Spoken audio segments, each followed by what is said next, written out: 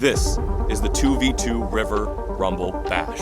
Each team has an opportunity to gain some serious points, including 5 points for building a fire, 20 points for building a fire without a fire starter, 5 points for pitching a tent, 20 points for building and sleeping in a natural shelter, 10 points for cleaning and cooking a fish, and 10 plus points for a fish caught past dark. And on top of that, what we catch also counts for points. For each inch, we get a singular point. And I'd also like to add that if an angler tips their kayak, that's gonna be negative 50 points. So now that you know the rules, let's get into it. We are about to embark on 18 miles of Texas's most wild river. Oh my gosh, this dude f***ing water. 2 days, 2 teams, and 20 miles of a river.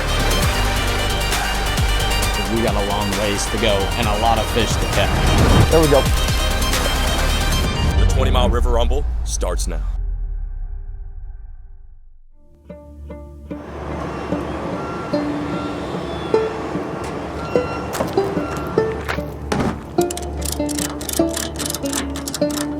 That's not going anywhere.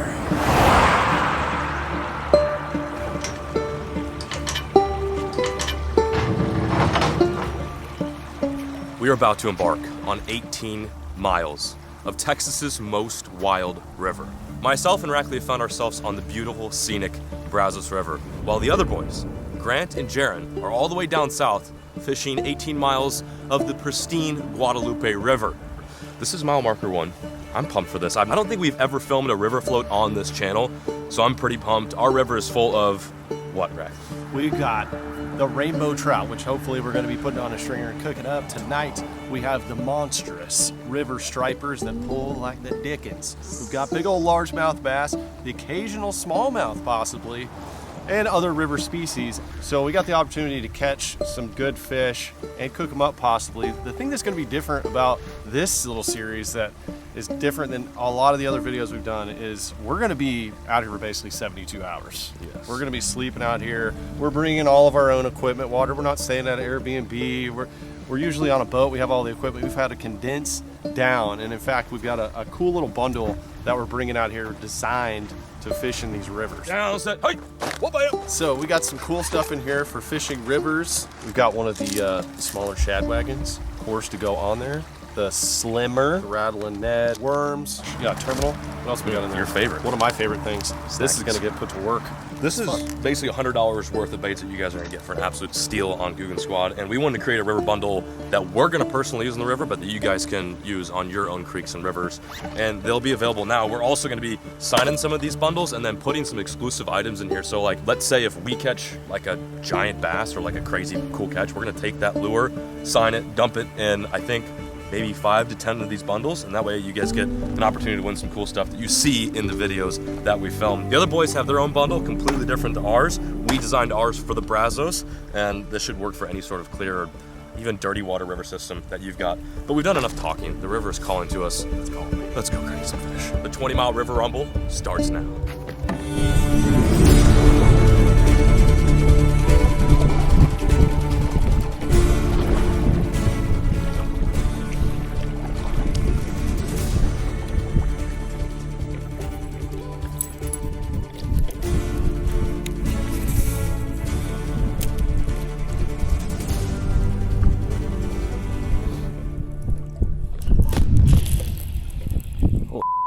I got smoked, yeah. First impressions, I was a little worried that we were going to be just freezing today. Pretty windy, kind of misty, but it's actually turned out where it's pretty nice in this little canyon that we're at. Beautiful, it's calm. Nice thing about river fishing, and especially this time of year, we're not going to run into many people.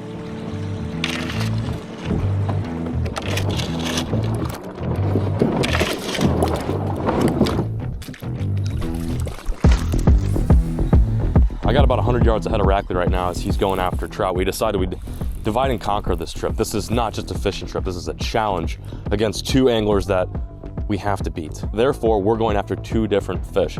He's targeting the trout that were just stocked in here a couple of weeks ago, and I am going after either a big striped bass or a smallmouth or a largemouth in some of these areas where slower moving fish like to hang out like an eddy or right below a riffle into a run. And I just got a bite earlier, didn't feel big. Could have been a little spotted bass, which we have the opportunity to catch too. They don't get very big in here, but they are in here and it's extra points for us. So the challenge basically is relying on us not only doing a good job of camping, setting up tents, fire, all that jazz, but also catching the most amount of species in the biggest of each one. This is where they should be, right here. Yes, just got smacked by a trout right there. My kayak just stuck on a rock. This is perfect. Oh, I just got one. I got one on. Got one on, baby. Let's go. Let's go. Gotta fight them light. There we go. There's a trout. Trout on, boys. These are stalker trout.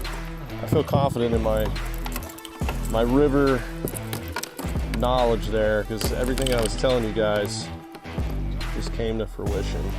Bit of fast moving water, drops off into a slow spot, and just like that, I got a hit, like that fish goo on the pants. Let's get another one. Well, when you find a little hole, there they are. Oh my gosh, he's jumping. When you find a hole, you better hit it pretty hard because they are concentrated. So these fish were raised in the hatchery, and they put them in here for you guys to catch during the winter. They will all die eventually. Keep them in the nice cold river.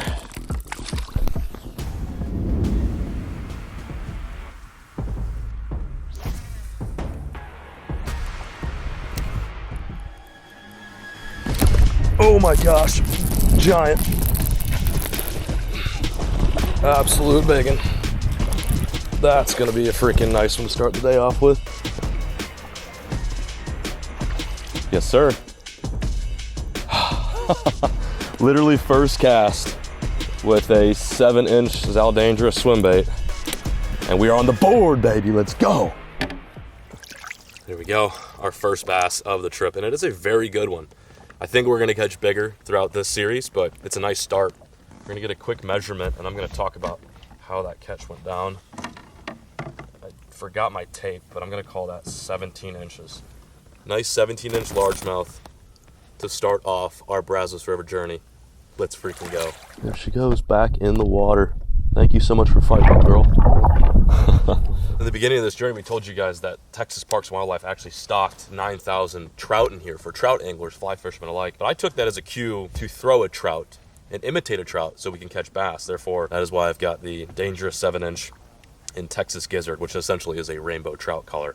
And my first cast right in this big run, the water gets really tight up ahead and then it opens up to this pool, and there's current all the way down to the next bit of water. And this is basically a line through single hook swim bait, so that way when the fish eats it and gets hooked, there's no leverage on the fish. This bait freely flies, and you have a much easier time bringing that fish in for the photo, for the capture. And it's just such a fun way to fish.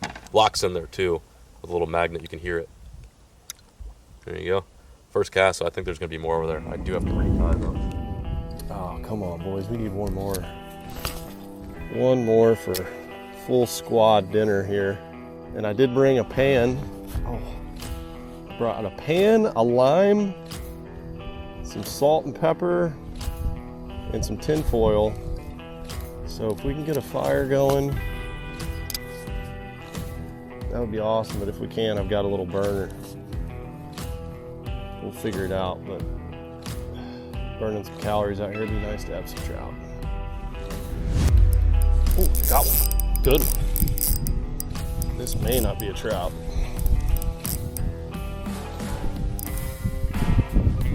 This feels big.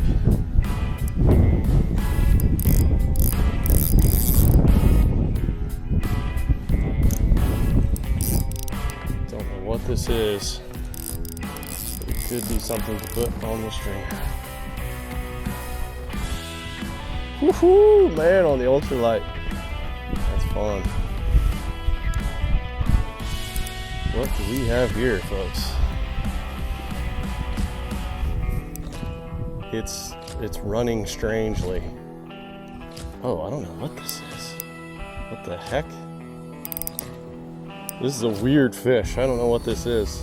Oh, oh my God, it came off. Oh God, it was something weird.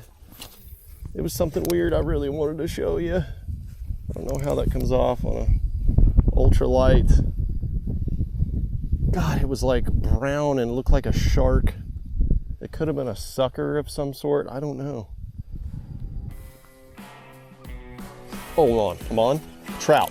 Trout, baby, let's go. Let's go, hot action pool right here. Just gotta land them. No, it's a bass. It's a bass. That, my friends, is a spotted bass. These are good to eat too. Not very long. I'm gonna say he's 10 inches, just in case we need to add a spotted bass to our krill.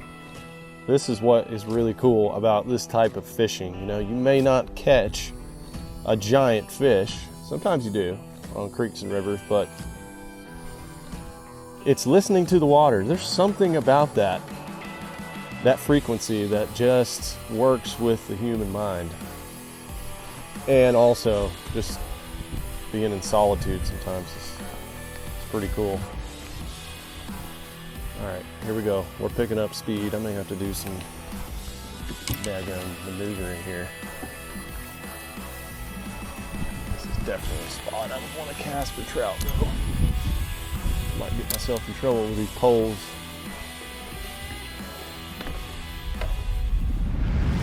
Oh, there's one right at the boat. Right at the boat. Land him. Come here, you little wiggly sucker. Gotcha, boy. Gotcha. And you can just tell when you start getting bites on these rivers, you just know. He's off the hook too. He could still get away. Oh, oh, mother of pearl. Damn, this is not good. This is not good. I got a trout on the loose. I gotta get to my stringer. I'm in a world of trouble here. Join your buds here. Precarious kayak situations. Smash the like button. Y'all, this is wild. This is the real deal right here. Exactly how I caught this fish. Posted up on the bank, perpendicular with the current. Big cast out there, and slowly rolling it back.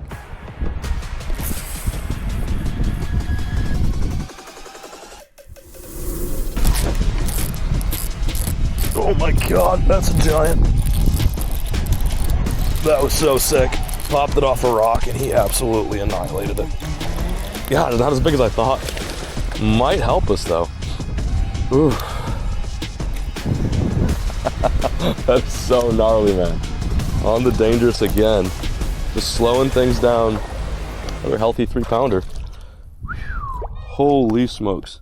That fish annihilated. We might get an extra inch out of this fish. I'm not sure if I can land him. That's if I can land him. Oh, come here. Oh, that's some meat, baby. That's some Brazos bassin right there. Big baits. Catch you some good fish. Wow, he gorked it. Dude, that bait, if it wasn't a line through him, would literally be all the way down its gullet. The hook is hidden. Nice fish. It's about a 4-pounder all day. Beautiful, healthy largemouth. This fish is probably full of gizzard shad and rainbow trout, and that's exactly why I'm throwing the big baits. 21 inches. We got first day, we've got a 21-inch bass, and Rackley's absolutely mopping up on the multi-species grind. Where she goes, kicked off like a mule.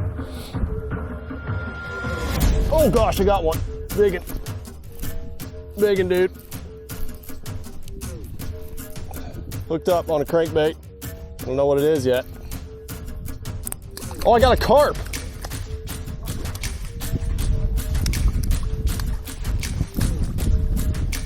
Yep, sure did. That's a common carp. Is it a sucker? Kind of looks like a common carp. All right, we have ourselves some sort of sucker species. Kind of looks like a common carp, but it could be a horse sucker. I'm not entirely sure. It's absolutely gorgeous. Looks like a pot of gold. All right, this is 17 inches. Just a nice little river fish right there.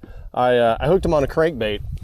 You know, I thought it was a giant bass, but we'll let him go, let him suck some rocks.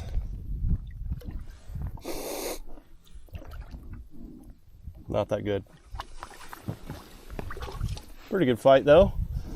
So let's see. I've got a spotted bass, a carp sucker thing, 3 trout. John has got a nice bass. I mean, we're trucking. We're trucking right now. I love this pool that we're in. I was hoping you guys weren't like super far down the river, but I want to get back in there and fish this crankbait.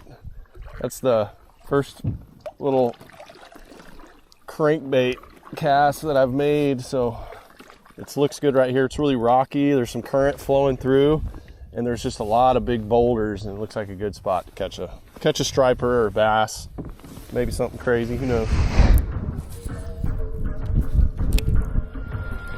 Oh my gosh! As soon as it hit the water, that's a big one. That's a big one, dude. As soon as it hit the water, that was insane. Oh, he gorked it. He gorked it. Oh, dude, that was freaking nuts. Woo! The bass are chewing. Holy moly. It hit the water and it boiled on it. You might have to. Look at how that fish ate. That dangerous. Wow, gorked it, man. That fish ate that bait as soon as it hit the water. We were thinking about leaving the spot because we got to find camp soon. And I'm like, dude, I just got to take one cast by this giant rock. Sure enough, this freaking 3.5 pounder was right under there looking for a meal. Oh my gosh, stuck him good too. Ain't gonna help us, but it's my 3rd bass today, an absolute beautiful one. Way up shallow. Apparently eating trout on topwater. Back in the water. Largy goes. Let's freaking go, baby. Gorked. That bait got gorked.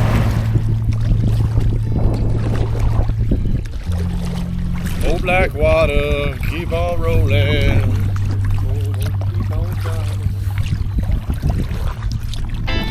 Keep on shining your light.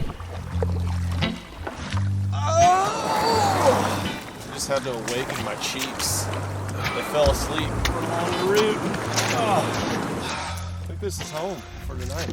This is definitely home. Oh, look a lot better from a distance. Oh, there's quite a bit. Yeah, we got good patches.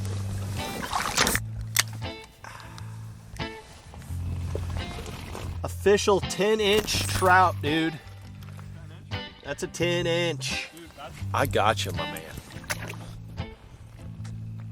Oh, feels good to be on land. This experience is so much fun, and I encourage all of you guys who are watching at home to do the same. Get out there, of course, and fish, but make it an experience. Hop in a kayak, do a bit of floating, do a bit of camping, bring your buddies, and enjoy the outdoors. I'm gonna give you a little piece of advice. When you're gonna go on an adventure, you should pre-test your equipment, especially when you need to like get it set up in a quick situation. Don't have much time. I don't even know what this is, dude. You know what's nice? This is gonna be something. You know what's nice is you and I are very much alike because we give advice that we don't even follow. Make sure that you test it beforehand. Yeah. Not like me. I did not test it beforehand. Yeah, don't be a dumbass, is basically what I'm saying here. Easier said than done. We might get the football game though, with this thing. That's okay. Mine, I forgot steaks, so it's gonna be really interesting with my $1 Walmart spend. All right, camp so far. We got our tent set up. They're not perfect, but they'll do. Next thing, we might as well ball out tonight. With a fire, we have 3 trout. Definitely having some fresh trout. We're making fire like primitive men. This is stuff that's in our veins. I don't know about these youngsters though. You know, you got guys like Grant. I'm not even sure he's ever, made a fire outside of a video game. I'm not even sure he could properly, find the materials to wipe his ass in the outdoors. You know what I mean? I worry about him. I hope they make it through the night. My point is, we're out here doing some real stuff. If I can get a fire started, this is gonna be game changer, big points. So this is a little fire steel, a ferro rod. And I'm just gonna take a sharp edge and try to get a spark on it, get the light.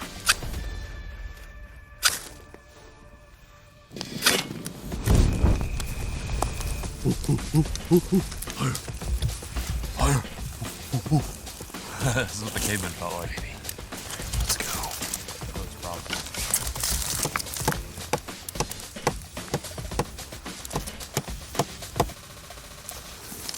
Okay, I think that's gonna be, I think we got it. I got it. I got so lucky. I had a spark, heavy spark fly off into the straw. Actually just flamed up, didn't even smolder. So, if you're wondering like, why would you want to use a ferrocerium rod ever? It's, in really cold temperatures, lighters actually will stop working. So, those little ferro rods will always work. So, it's a good camping tool. We'll let the fire cook down and we'll start cleaning our fish, get them ready to cook on the fire. Success today, y'all. So we got the fire going, the coals are starting to form, and now we're gonna clean our trout, of which we have 3. But when I'm cooking camp trouts, very simple. Behind the head, you'll notice these trout are very soft. And then you'll go up from the anal vent, is what we'll call it here. And then you'll just take your finger and your thumb, get in there and pull, and all the innards. And then you just have this little bloodline in there. See, it's already really cleaned out. You'll just take your thumb, you'll press up against the spine, and you'll push forward, and all that will come out. Homegrown. I don't know where these were grown, but made for your pleasure. That one's ready to go. We're gonna put that in tin foil. So repeat the process 2 more times. We'll get them going on the fire. I love how Rackley has this down to a science. Like, I've definitely caught some fish and kept them before, but this man has an art to his catching, cleaning, and cooking, and it's unlike any other I've ever seen. He does not sway, he does not alter. He has a plan, a mission, and he always executes. From the moment he casts his line to the moment he makes the fire, it's all just. I definitely think sailing. about it. Like when I saw you rearing back on that first largemouth, about the same time I was getting after the trout. It's like I saw us both getting giddy, but it was a little different reason. I was like, we're gonna eat these suckers on the fire, because I love catching the fish. Obviously, it's fun, and bass and crappie are probably my 2 favorite to catch. But catching trout like this and then eating them around the campfire with the buddies, that's like, I remember that, and I relish in it. So anyway, and by the way, there's lots of places across the US, and if you're a Texan, you can probably look it up, TPWD, and find a place close to you that has stock trout. They stock them in ponds, local ponds. You can go to creeks and streams. They do them all over the state, and you've paid for them already with your tax dollars, or any time that you buy a fishing license. So they're yours, and go catch them, clean them, enjoy them. What's funny too is the place we're fishing right now probably has the grossest density of stock trout. That was 9,000. crazy. Yeah. I've never heard of that many. 9,000 is a lot. I mean, there's a reason why, we wanted to come float the stretch, because basically where we launched today is where they take that tank, open it up, and release all those trout, thousands of trout, which is crazy. And it comes in our favor not only from a catch and cook standpoint, but it's also nice because I know exactly what the fish are going to be eating, that being the bass, and they're going to be crushing these little fish. That was so cool today. It was so much fun. I don't know if we're going to top it, honestly. We'll see, though. There's a lot of river left. We're still after a big striper. It'd be nice to get a big gar. And also just keep grinding for a big largemouth, too. Even though we got a 21-incher, which is going to be tough for us to beat, I'm still down. Yeah, now's the time of year where you can literally catch like a 24-incher. Is that cosmos? Yeah, a little SPG. Actually, you know what we could do, correctly? What? I think this would go nice with a dew. A nice dew. Are you thirsty? I am thirsty. I'm always thirsty. Partner. Cheers to the river. To the river. The Brazos River. All right, sipping on a little something. Now what we're gonna do, take our trout, we're gonna cook them what I like to call caveman style. Let your coals burn down a little bit. They're still pretty spicy, but I'm gonna put them right on. Getting them out is gonna be a little bit of a problem, but they're going in. We're gonna have to use the two-stick tong method here to kind of chopstick them out. But the tin foil is going to basically encase them in heat, act as convection. Got a little bit of specialty oil in there, some avocado oil, SPG, and lime, which I've never done before. So I think it's gonna be fantastic. We're gonna see what that does. Someone was throwing when the water was super high. I mean, this is so funny. Obviously, as we told you guys, it's a river system, so the water level fluctuates.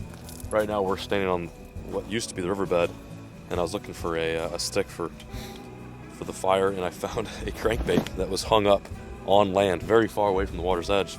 So someone must have been throwing this when the water was really high. It's like a little oh, it's a bill dance suspended fingerling. That's actually probably a pretty rare lure. It's a suspended crankbait. I used to have one of those in my tackle box. That's crazy. I remember those. It's old.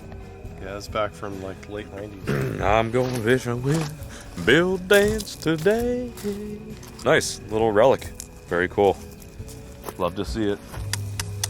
All right, it's been about 10 minutes on our caveman style here. So we're gonna open it up and see.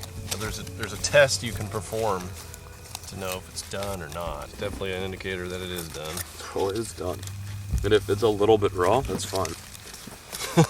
I don't care. I'm pretty freaking hungry. Well, here's what I always say. For those of you curious at home, I can take the skin and I can peel it off like this.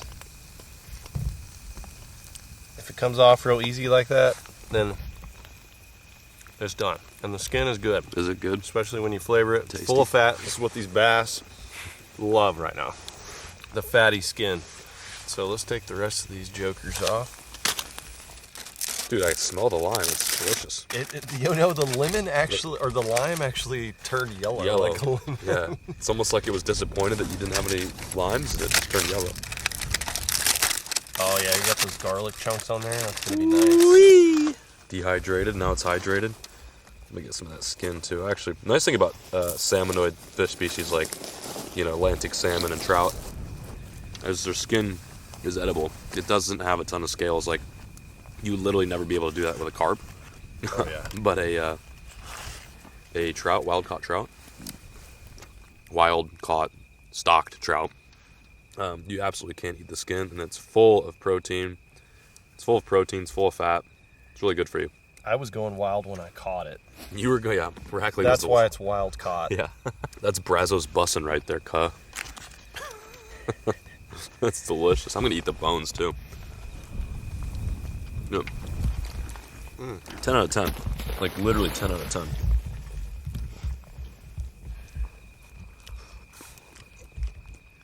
Honestly, I'm not a big fan of like stocker trout. I don't normally eat them. Really? It's delicious though. You might have converted me. On the Richter scale of this being one of the best outdoor vibes ever, 1 out of 10, we're at a solid 10. There's nothing left to do.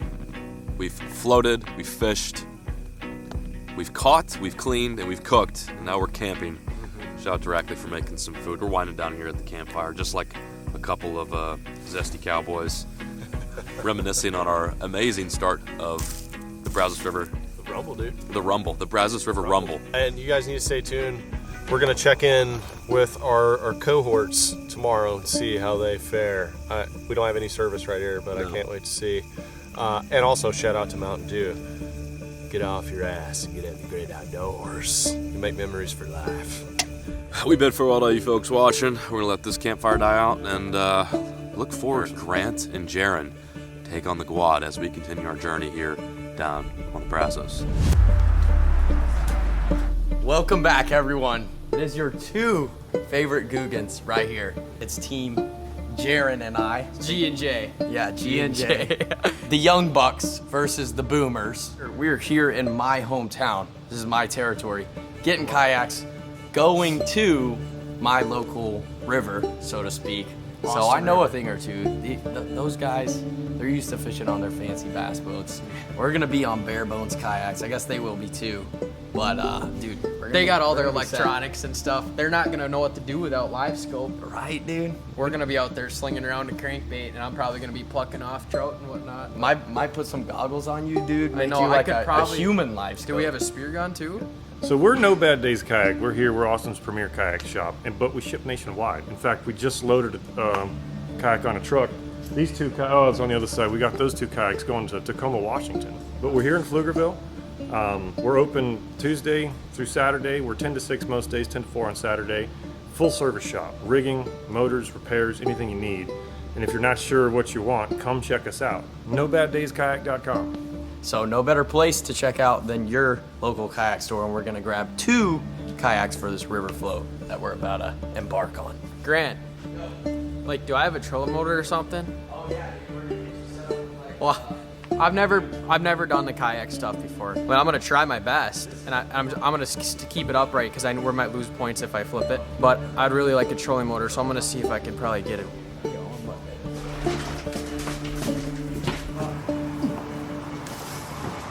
Good.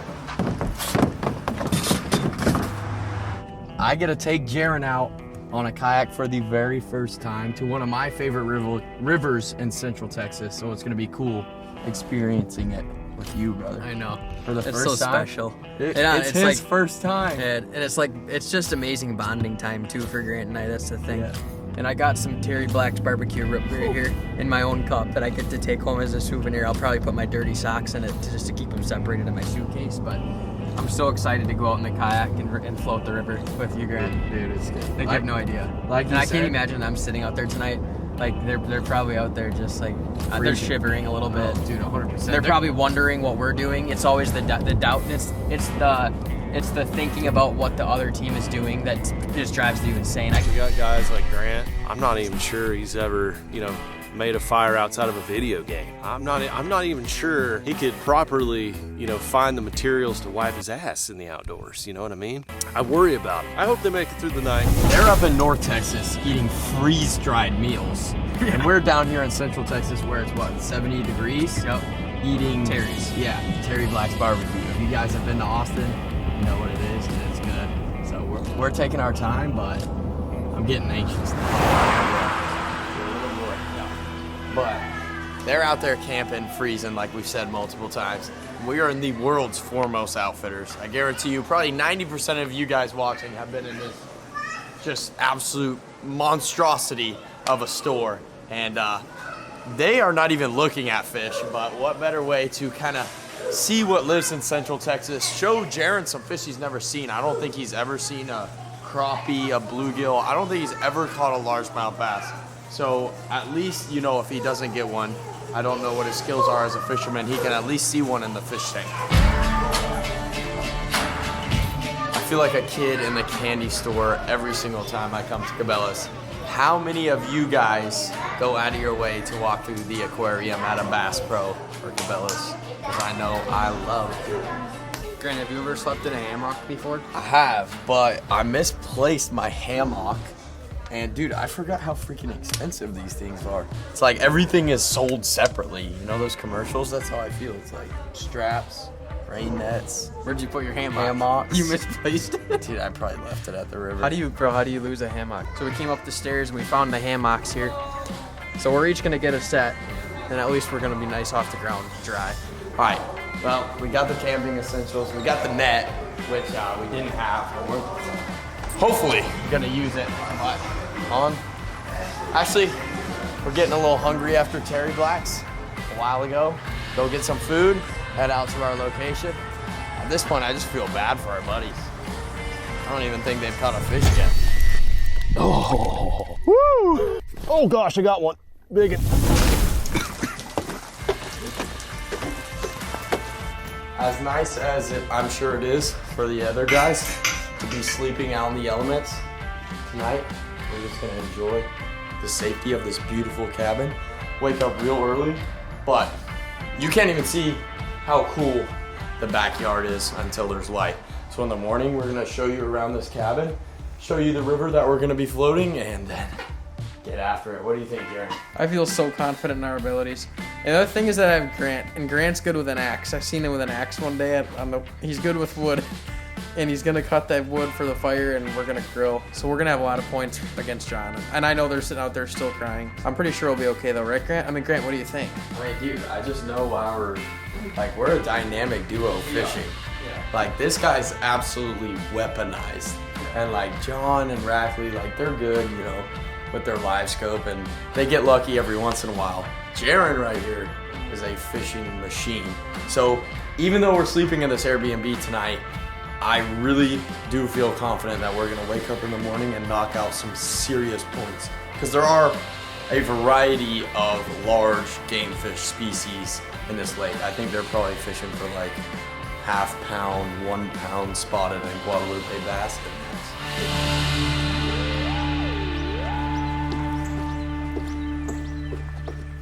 I feel good. I really do feel good. It's nice outside, and I have this ready to go. I'm not even sure he could properly, find the materials to wipe his ass in the outdoors. You know what I mean? It's one of those days you just don't know for sure, so I'm prepared. And I think it's enough for all three of us. And you have to understand that this whole past week prior to coming up here or down here to Texas, dude, I've been in like so much clothing you can't even, like, all my eyes are the only thing showing, dude, like my full snowsuit, because it's negative 20. And now, as you can see, I'm in shorts and slides, and I have my dogs out too. So it's a whole different vibe down here in Texas, and I'm ready to float this river and catch a peacock or something. But Grant, come on, tell me what you're doing out here. Are you feeling good about this 20-mile stretch, or you want to? Yeah. Yeah, dude, I'm feeling good. It is, honestly, got super lucky as to how warm it is. Dude, we might be swimming today. I don't really know. I wish there was peacocks in here. That's okay. But sadly, there's no peacock bass. But there's other bass species in here that are big and mean. So let's freaking go, Jared. Okay. Are we behind schedule already? Yeah.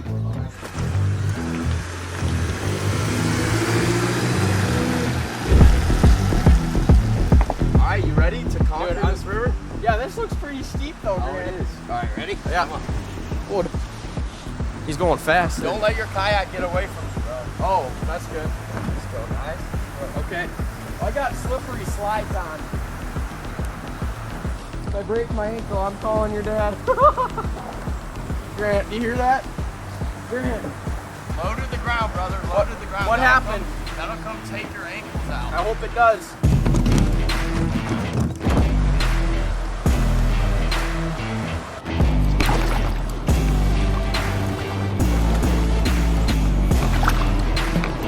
Excuse me.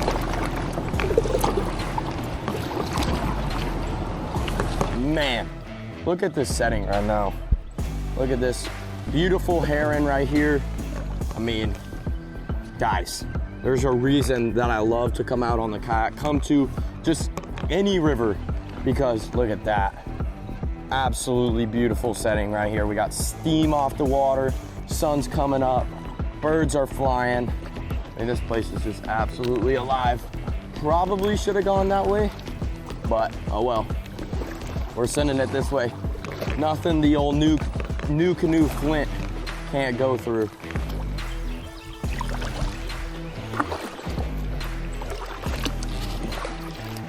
I'm just getting broke into the kayak, getting a workout in. Now I gotta go down this rapids here.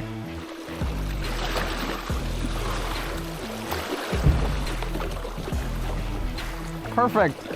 Now we need to drop a line. Cass.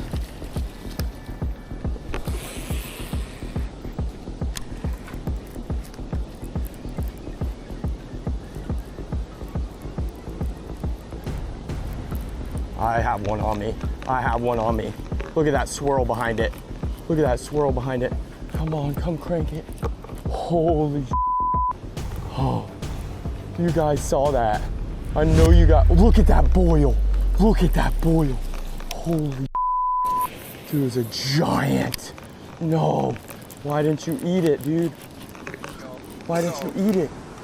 I know you guys probably saw my GoPro clip, but I freaking raced up here this morning just to get a cast underneath this waterfall. There's raging current. I threw that humongous trout swim bait out there. I'm telling you guys, literally Shamu came up behind it. The water raised like this far behind my swim bait. Raised up. I was reeling it, shaking.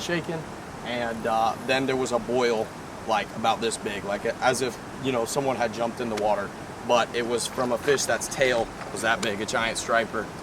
Oh man, if we even caught one of those, we would knock John and Justin right out of the water. But we got to get Jaron rigged up so he can catch the little fish and I can catch the big fish. All right, fellas. Well, John and Justin could be out there crushing fish. We would have no earthly idea because both of us are out of service right now. But we want to take a look at the G&J bundle, the Jaron and G&J, Grant. Heck yeah, dude. Dude, we're set. We're rocking. We got line on our reels. We're ready to keep floating down. We got light leaders, but guys, this is a sweet little like small river, creek fishing, lake fishing, no matter what it may be.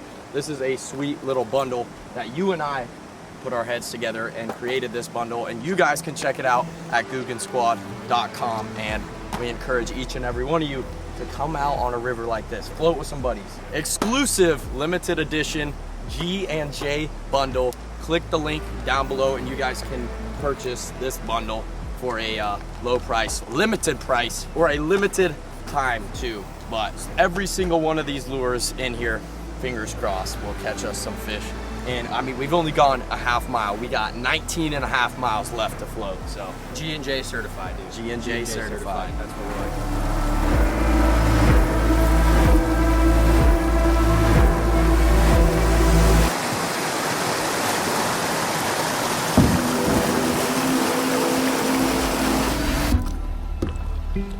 Oh my God, dude. Oh my God, I up.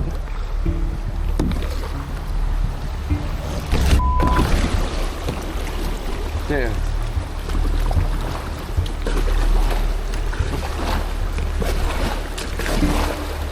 Bro, cast.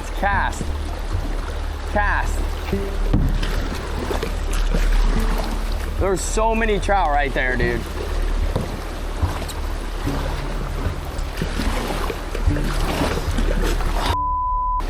No way.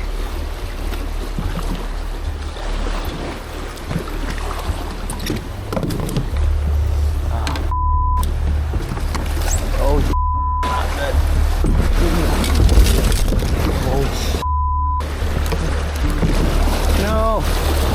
Okay.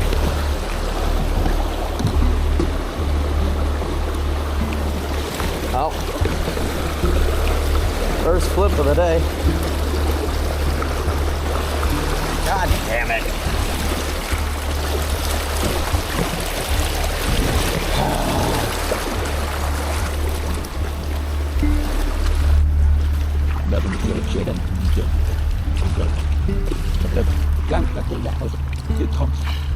About sums it up right there. Can be a river here without almost flipping your axis. Gotta recover. Yep. Yes, feels like it's loaded on water. Alright. Let's take a second here.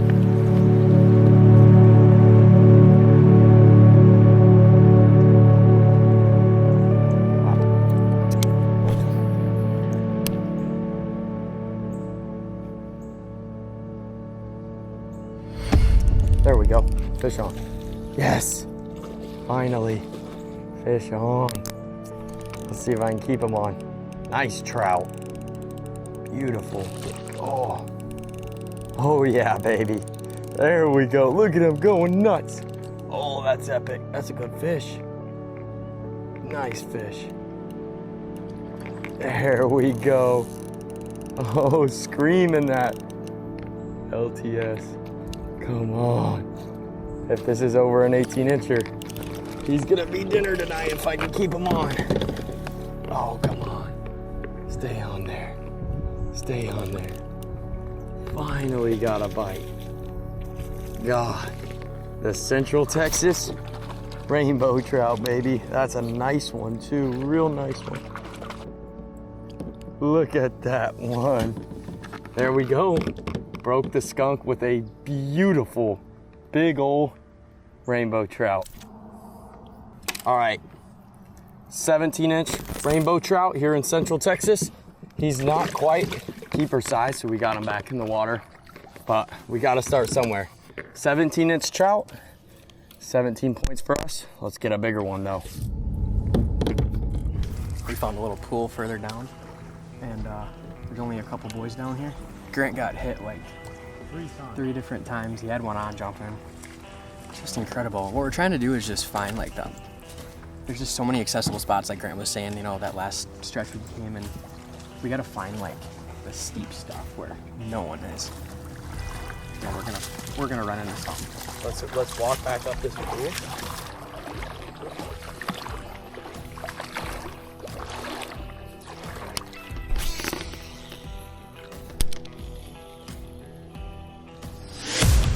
There we go.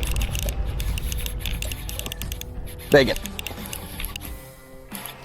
All right, well, walk back up where I just hooked that fish, whip the spinner out. We got a nice one. He swallowed it.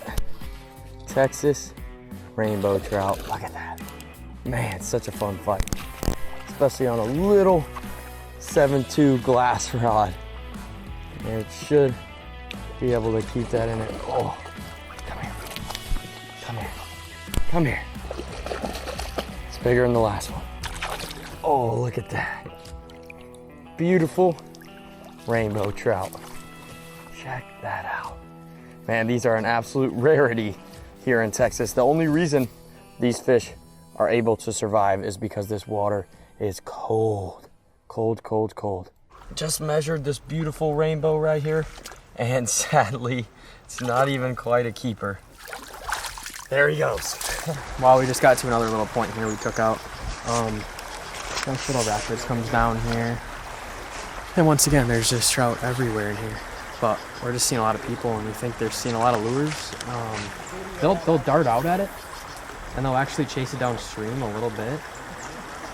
They'll spin on it, but they just won't commit. They won't bite it. So I don't really know what's going on. If you're gonna try a different color or what. I mean, I think it's a matter of just getting the right one. Got one. There we go. Dude. There are probably, how many do you think are in this little area? Like right 30. here? Seriously, like 30 trout. I'm honestly impressed though, because usually when you educate them, Dude. it's never bites, but you stuck with it. We've been casting probably here for 10 or 15 minutes now, and I knew one would do it, because every time, like 8 or 10 of them would swipe on it, and I knew at least one would have to bite it at some point. And one just smoked it. Nice. That is so sweet. First rainbow? Yep. Yeah, first decent one. I think that might be our eater too. Dude, oh yeah. That's our eater right there, That's Grant. our eater. We had the 2.5-inch dangle dart. Oop, she's slimy. And we got the job done there, bro. Nice, dude. Dude, that took some dedication. It did, though. but I'm impressed, bro. You got it done. And I think if we stuck it out, we could probably get a couple more out of this. We're hole. gonna get a couple There's more. just so many, and when 8 of them come at once, it's like bound to one of happen. them just has to eat it. They just can't stand to look at it. So Nice, dude. that's sweet. That's our Beautiful 18-incher.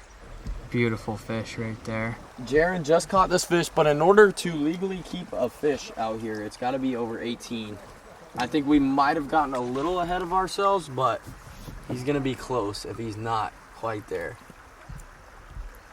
He's like 14 and a half, 15. Oh, yeah, never mind. We're not keeping it. I think he's got to go back. Yeah, he's got to go back. We'll let her go swim. We'll get some more, Grant. Yeah, we will. There she goes. There she goes under the kayak. Nice. Down Well, she goes.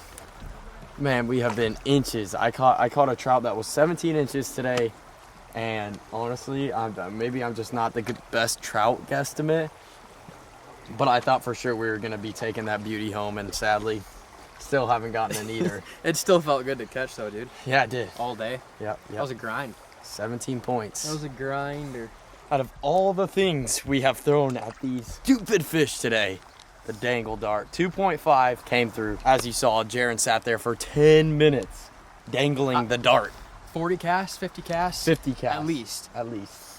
And they chased it every single time. And it just took 50th cast. Here. Let's try to get another one of these. Let's do it. I'm gonna try a little micro banger.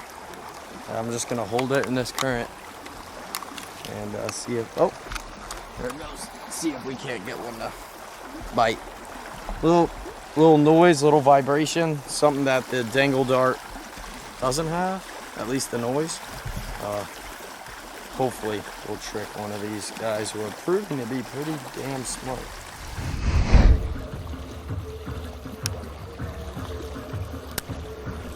There we go. On the micro banger. Hooked up finally. It's a nice one too. We're tight.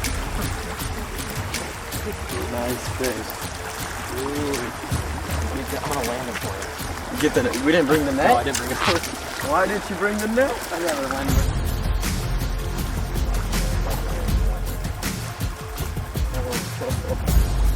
Let's go. Look at that one. That's a beauty. Come on, Grant. Good fish, dude. Oh, look at That's how sweet. look at how wide. Good crank worked, huh? Yep. Oh. All right. Well, switch to the banger, as you guys saw. Little red micro banger. All it took was that little change up from the dart to the micro banger. This guy could not resist. Beautiful rainbow. They are very hard to hold. Absolute fatty. Back into the current he goes, all sparkled up. Such gorgeous fish. And as we've been, as we've said multiple times, very, very unique to this river. They stock them in here by the thousands. And really for the sole purpose of guys like Darren and I to come out and enjoy them and catch them up and keep them as well, because they are delicious, as I've said multiple times. Little banger, got her done. Let's get another one.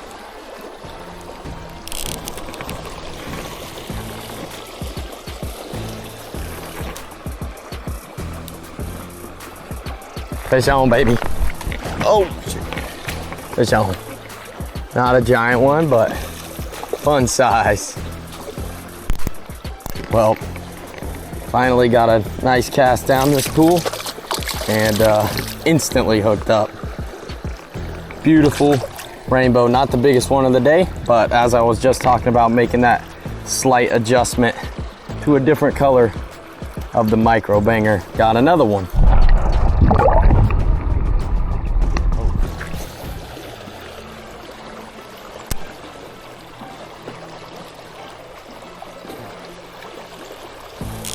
There we go. Back-to-back cast. We have finally found a spot where it is just game on. And man, I ain't complaining. That's fun stuff. Another beautiful Central Texas rainbow. Day is slowly coming to an end now. We've been on quite the journey. I can't say it was the most fish-filled journey. There was like 4 different species I was hoping to knock out here, and we only got 1. But that's okay. We're at 18 inches right now. Honestly, chances are they have a rainbow trout are very, very slim. There we go. There's a trout. Trout on, boys. Like I've said multiple times, very unique to this river. I know there's extra points for getting to the campsite, setting up camp, and cooking what you catch. So we're gonna have to really make up some ground tomorrow. I think I was feeling a little too confident last night and how many fish we were gonna catch out here, and that's how it goes. It doesn't always go to plan. Regardless, we're having absolutely amazing time out here, and we're gonna get a whole new change of scenery tomorrow and hopefully get on some giant largemouth, spotted bass, and the really fun stuff. So we'll see.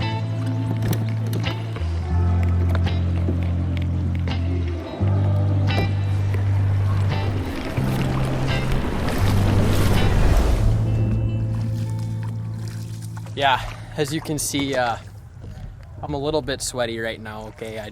The last little push here, really, I put all my heart and soul into it. We finally arrived to where we're spending the night, the location of our campsite. We need to get all of our gear up to the hill here, and actually Grant's family spot, so thanks to Grant's family for letting us crash here in the yard. Yeah, I mean, I'm happy we got some trout, but tomorrow we just have a lot of work to do. We have a lot of room to make up for, and we have a lot of points to score because I know they were crying earlier, but I know they're probably starting to pull themselves together now. This is usually about the time that they do that.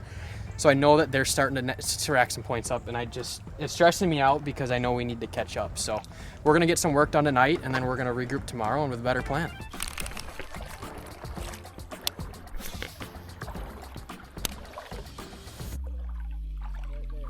Dude, a big one.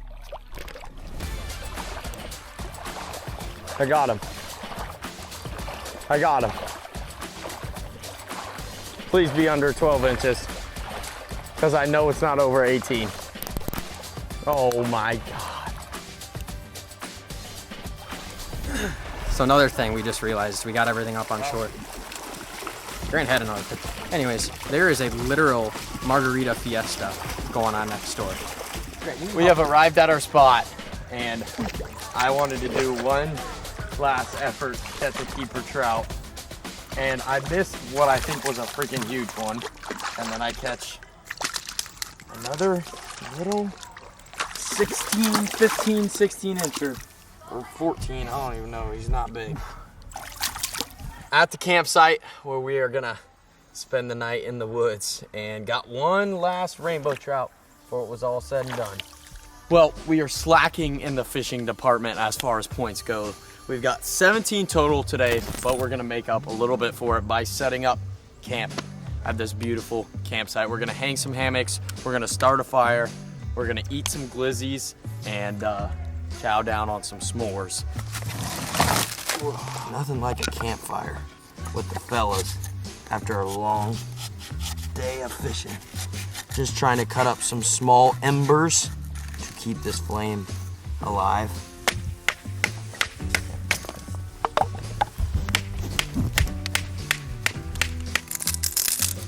Despite all the soakage today, we managed to keep this little bit of wood here dry, along with this lighter. Although this is an old lighter. Not sure how.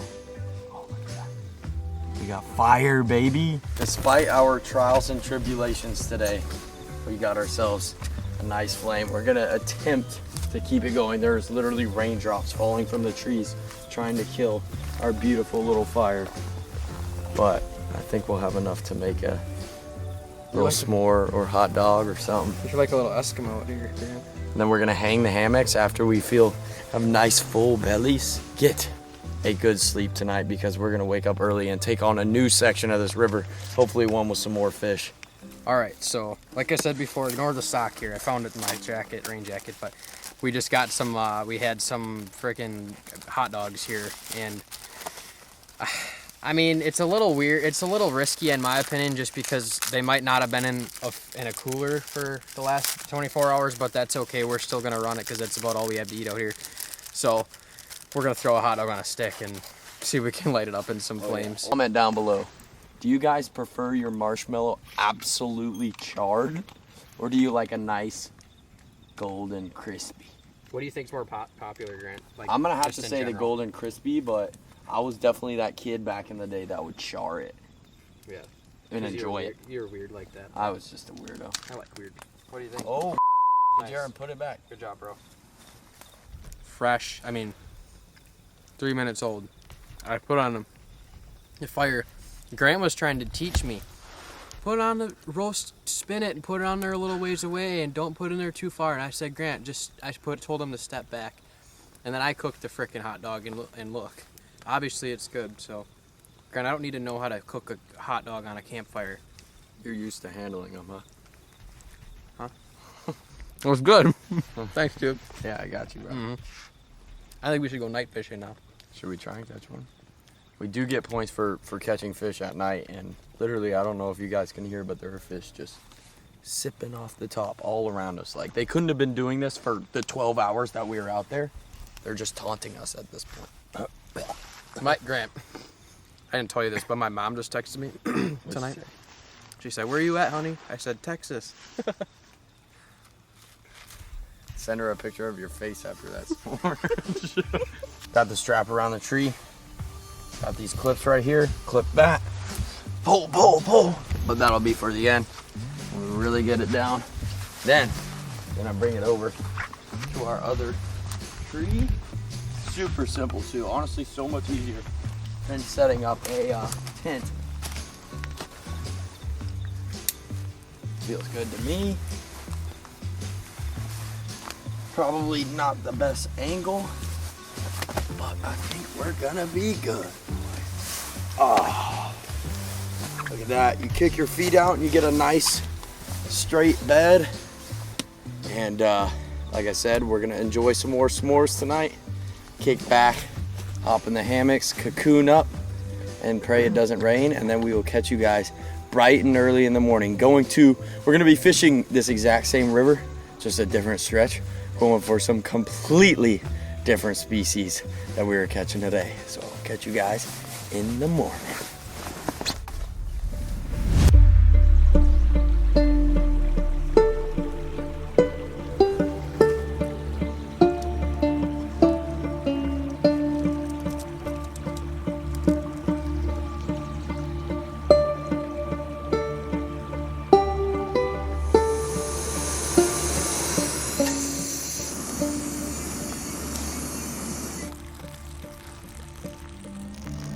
Our first night sleeping on the riverbank.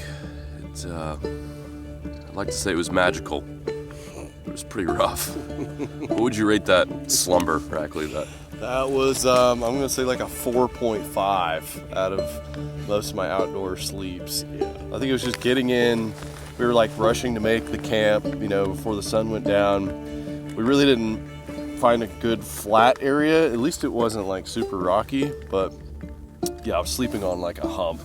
So yeah, it was a little rough, but it's nice to wake up on the river. Yeah. Like what Rackley said, the silver lining is we get to wake up and our kayaks are already in the water. We are quite literally a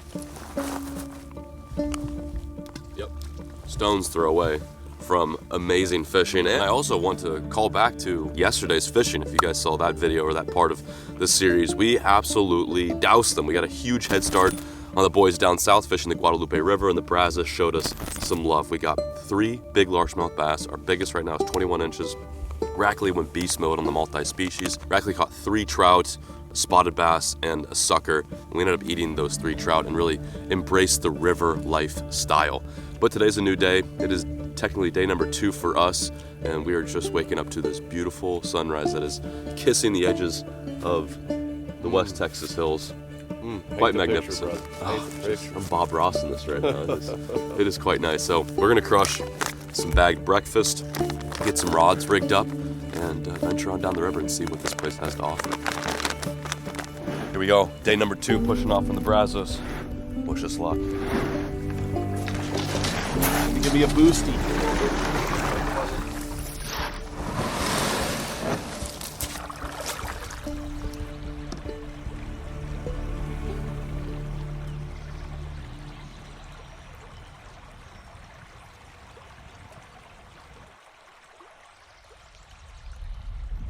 Oh my God. How did he not get hooked?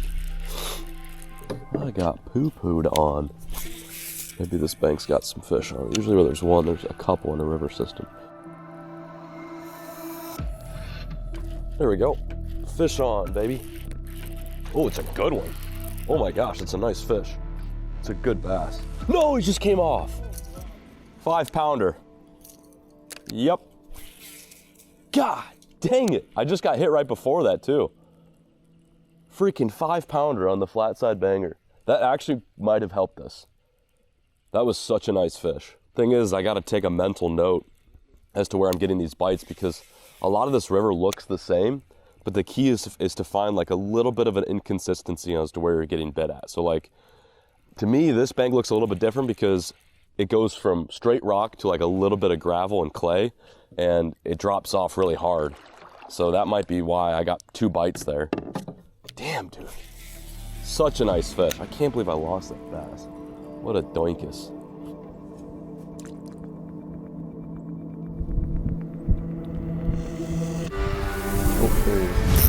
Got him. Hooked up.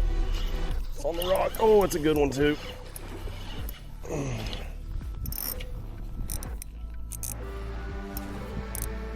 Hooked up on the jig, baby. Man, these are good ones. Oh my gosh. Come here, baby. Ah! Woo! Son. Look at that, guys. And then that's on that little juicy jig. It's a finesse jig, and I put that junior bandito bug on it. It looks absolutely incredible. There's a little craw imitator here. Absolutely gorgeous fish right there. 19 inches, that's not going to top our biggest one, but heck, I mean, that's a 4-pound bass. It's chunked up, eaten up for winter. John lost one a little bit bigger than this just a minute ago, so we're on some really nice fish. Look how thick the tail is, and you know we gotta do it. Oh, the river rumble, baby. It's on. Ha ha.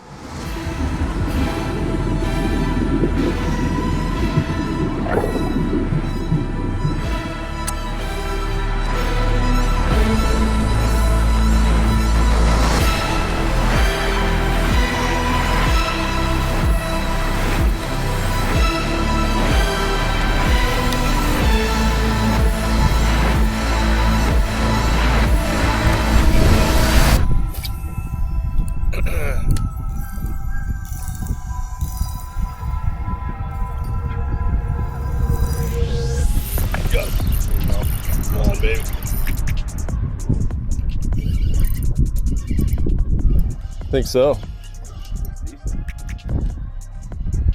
Could be a large. It's got a nice jig in its face, and I like to see that. Wabam! Me and John were beginning to wonder, like, what is going on here in the spot? It looks too good. There's got to be a fish here. Another one on the little juicy. Just a nice run-in-the-mill 14.5-inch Texas largemouth bass.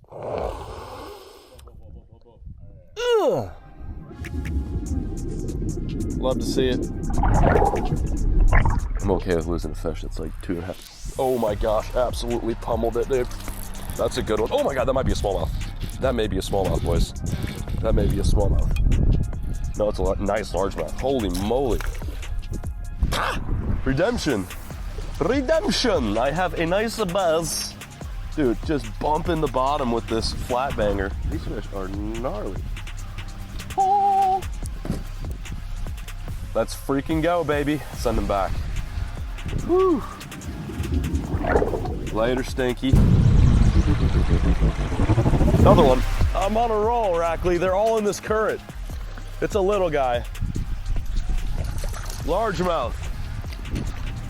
Little guy though, just a wee little guy. Literally second cast after hooking that like 2-pounder. I got myself a squeak. These fish must be riding this edge super hard where the current is brushing up against the rock. This river is acting as like a conveyor belt for these fish. It's just feeding shad and crawls right in their zone. Let's get him right back. See if we can get another. This wind is so hard to deal with in the kayak. Like as soon as I get bit, I get blown halfway across the river. Such a pain, but hey, as long as the fish are biting, it's worth it. You rolling on your front camera again? I need to cut mine on too. Ah. Yeah. Oh God! Freaking. Yeah, I was getting out turning on the camera. He's still on, he's just stuck. Feels like brush.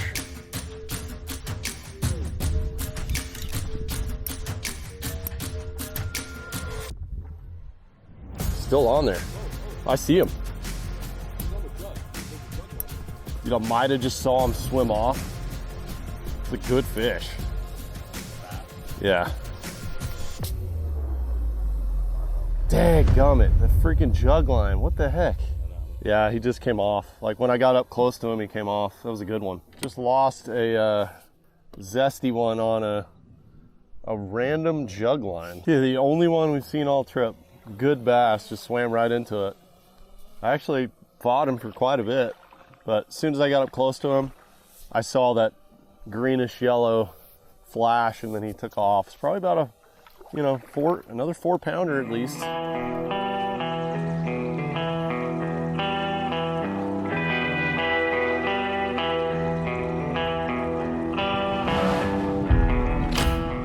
The lats, the buys, the whole back. It's been worked, guys. So today we have made up quite a bit of ground, but we still have a few miles to go to get to the camp spot that is going to set us up for fishing on the last day, because we don't want to have a day where we're just paddling and not getting to fish. So as of right now, we've had some good bites today. It's been a good bass day. We have seen tons and tons of buffalo, and we're still trying to get that elusive smallmouth. But the rest of the day is kind of just, we need to get to our camp. We need to hightail it. So we've got a couple hours left of daylight, and sun's gonna be going down. So we're gonna book it.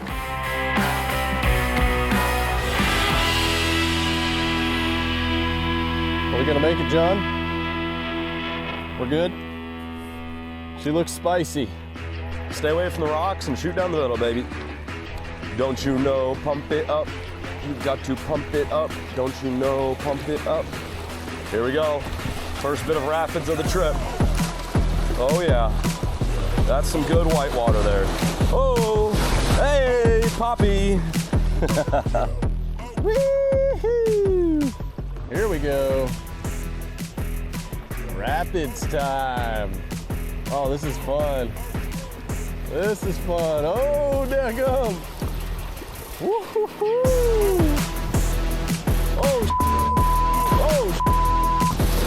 Oh, that one actually got kind of spicy.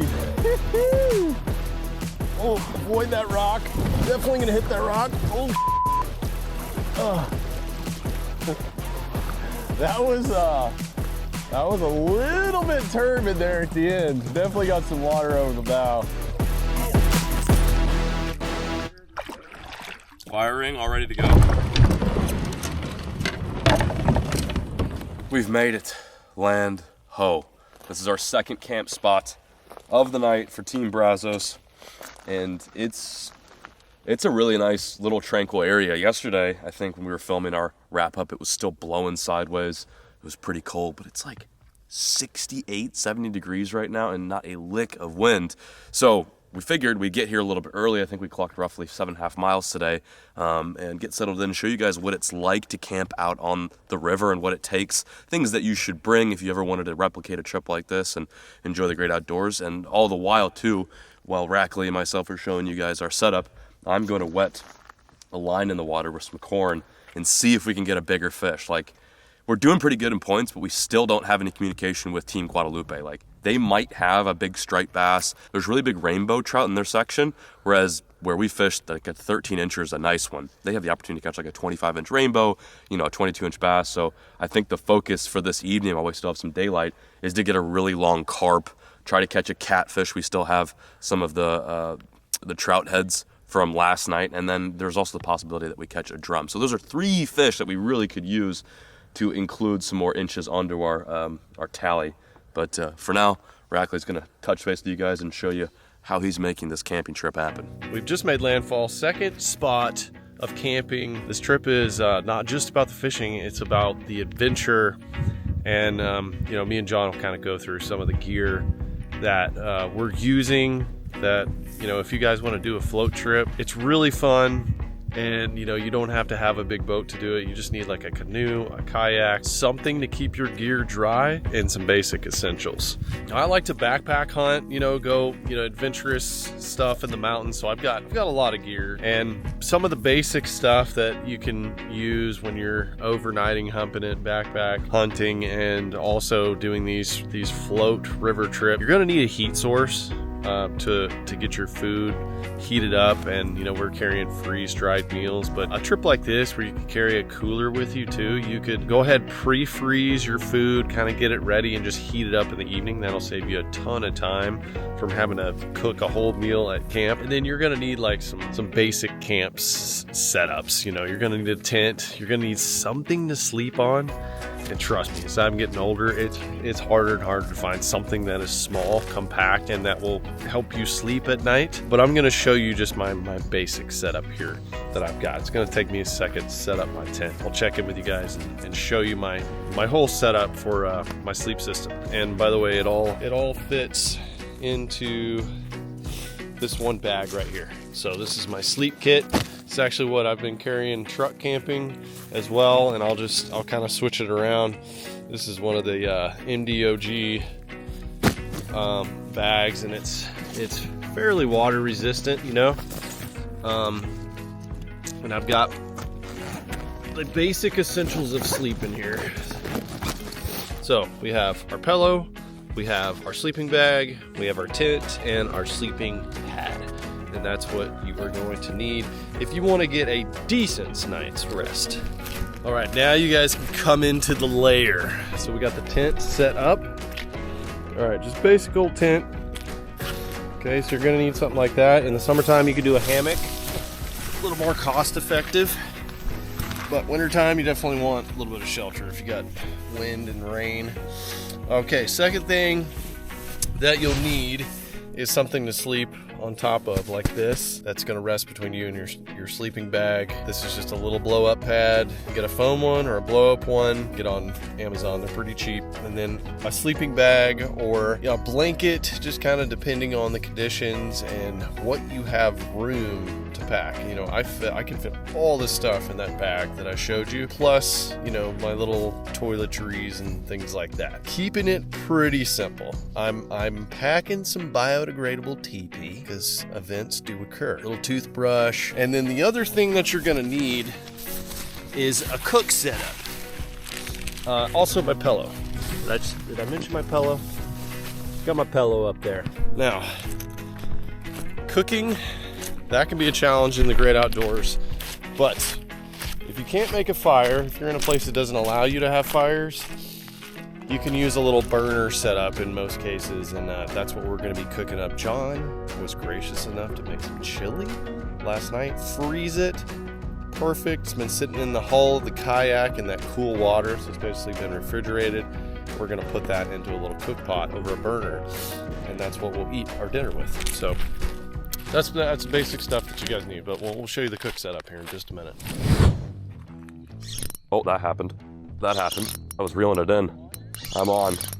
I was reeling it in, he ate it. I'm on. Oh my gosh. Oh, I think it's big, dude. I think it's really nice. I was reeling it in for another cast, and I think he like grabbed it. It's a good fish. In for a good literally tug here. first cast. Oh, I'm getting. Oh my gosh, it's a good one. Oh, I'm getting tugged on. It's a buffalo too, which is awesome. big one. It's a giant. It's one of the bigger ones we've seen too. Dude, that happened Instantly.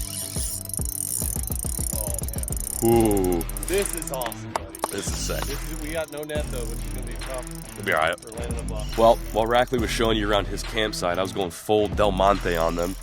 I always, and I mean always, bring some corn with me on these river trips. Obviously the goal is to get out there and catch big bass, which we've succeeded in doing so. But when we're at the campsite winding down, it is nice to soak a bit of canned corn out there, maybe some bread or some chicken liver for catfish. I'm just the type of person that always has to be fishing, even when we're winding down and setting up camp.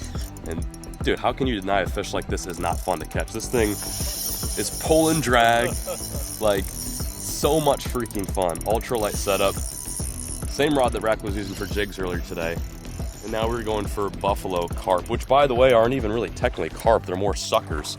And this is gonna be huge points for us. I think we're gonna get at least close to like 28 points on this fish. Carp, in my opinion, in the United States are pretty easy to catch, and they're so much fun. Like digging, head shaking, rolling. I've had them go airborne. I actually hooked a grass carp the other day that went completely out of the air like a tarpon. It's unbelievable. Oh my God. They're still going up there. Let me know if you need help too. I'd go for a tail grab and a belly bump. Oh, we got her. We got her, dude. We got her. Perfectly hooked. Give it a nice suck on the way out. That, guys, is our North American smallmouth buffalo. Like I was saying, we passed over these things all day, and you just think like, man, how could I catch them? And I've caught them on flies before. Obviously, you can do bread, you can do corn. It's a really underappreciated fight on a rod and reel. Not enough people do it. You can bow fish for them, but I like to catch them on rod and reel. So let's get this guy on board. There we go. Wow, dude, big points. 26. Almost 27. 27.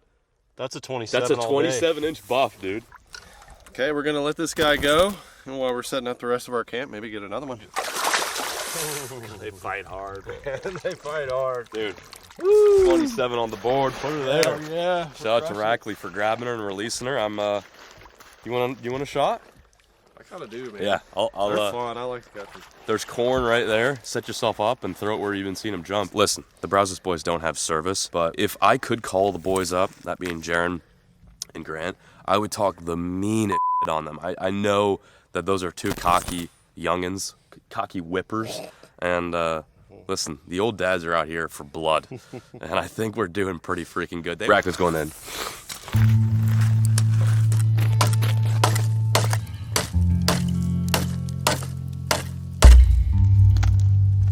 Camp is complete, y'all. We've got our sleep setups. Everything is put away. John, my man John, I'll tell you something. He never stops. He's on the dangle right now.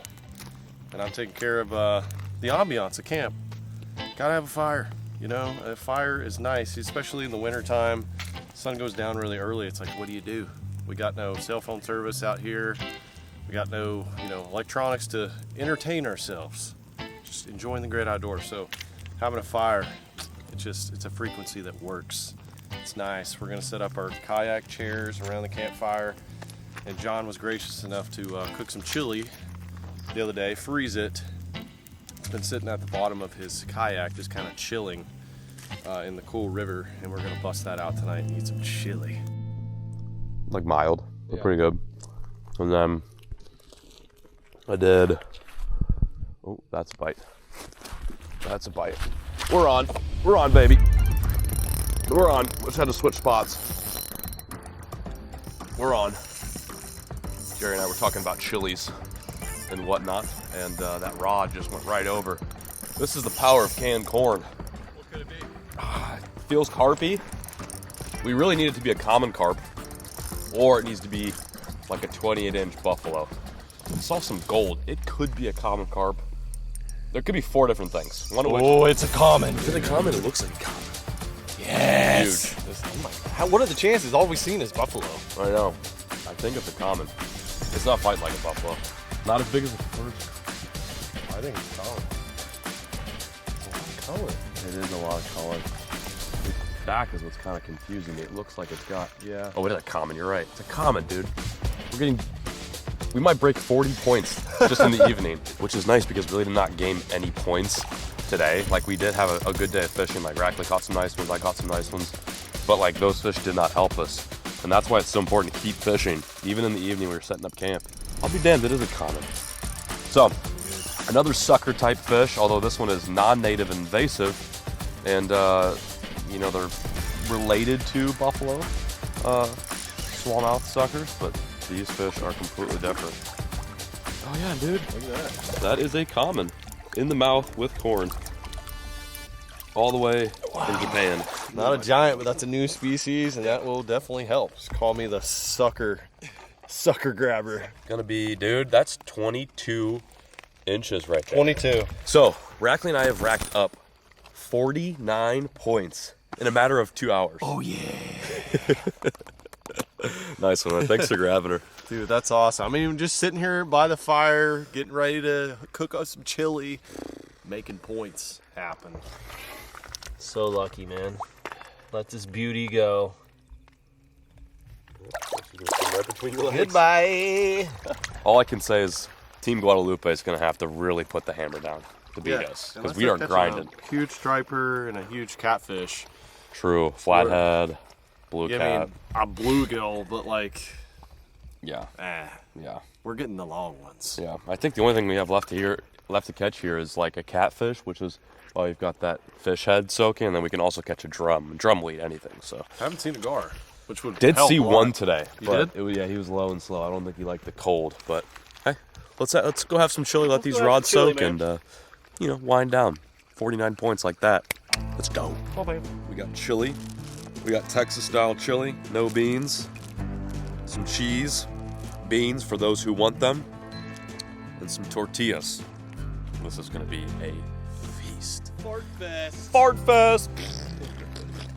Oh, I can't sleep. Oh yeah, it's not spicy, but it's Texas chili.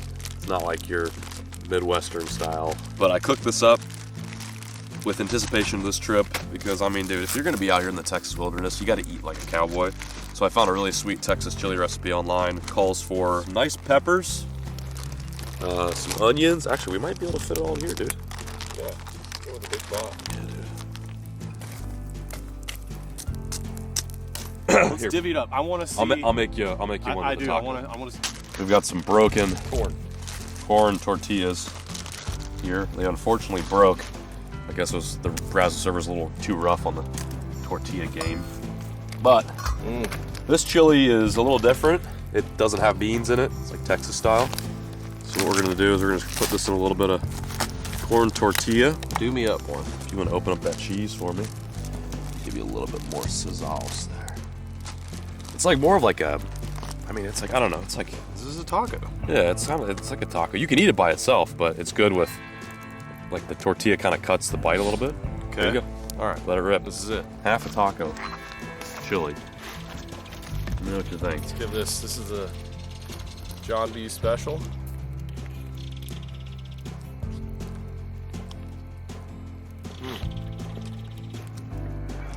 Oh, chili's delicious. Nice. Great flavor. I would say it just need to heat up a little bit more, but Is it still cold? it's still Damn. not hot. Look at the sizzle. All right, let's give it some more time then. But it's good. It's good. It's so nice to have like a good meal out here. You know, just eating snacks and stuff gets old. Like, Very. if you can have good food in the outdoors, going deep into the outdoors, I feel like you can go forever. Yeah. Thank you, sir. Yeah, no problem. I thought this would be nice. Usually we're so used to eating those MRE meals, which granted aren't bad, but if you can find a way to weasel some fresh cooked food somehow on your trip, it really boosts morale. Sets us up nice for tomorrow. We may have to be taking some river dookies, but at the very least, our bellies will be full. So we are past sunset right now. We're waiting on the chili to heat up just a little bit more. Had a little bite. We're officially entering the time of after bite points, or after dark bite points. So if we catch a fish, any fish, after dark, it counts as 10 points, and I think we might as well. Just leave our catfish rod out and also the corn rod. So if we get one more carp or buffalo, and they're stacked in here, that's 10 more points. We're bopping. That's going the extra mile. Hey, we're having fun. We got a fire. You know, it takes a little more effort. You got to be real fishy to fish after dark. And the thing is, too, is Grant and Jared are definitely going to forget about some of these niche points. They're just going to be like, I need to catch the biggest bass. I need to throw my glide bait and catch a 29-inch bass. God, I hope they don't beat us. I seem to lose a lot of Googan challenges, and I always talk up like I'm not losing. So I do too, especially if we get this after dark fish, which we've been getting bites like up until the point. So get that right. You want me to get it? You want to get it? This is our fish after dark. We need this one. You want me to get it? Go for it. I'm eating my chili. I think she's got it.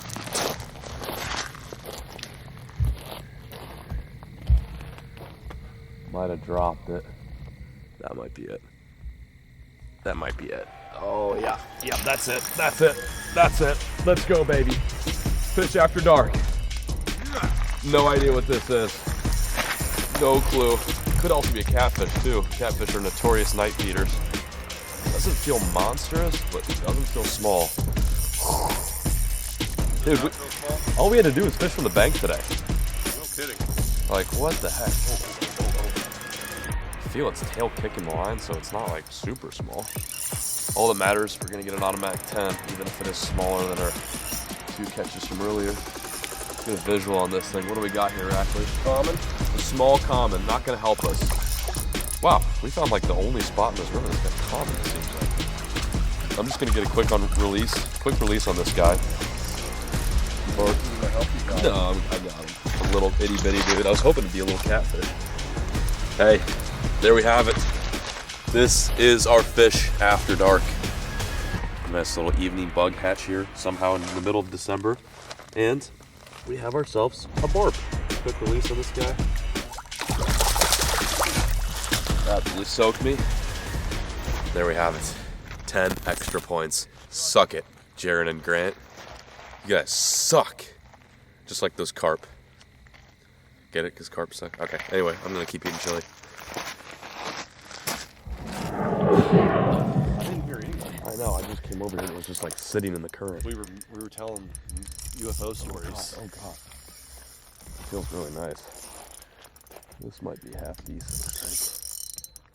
If it's a bigger common, it would help us, but if it's gotta be a big buffalo, if it is a buffalo. We haven't gotten a single buffalo since we got here, so I don't know what this could be. We might need to reel off that other line. You want me to reel it in? Yeah, might be a bad idea. The old trout head in?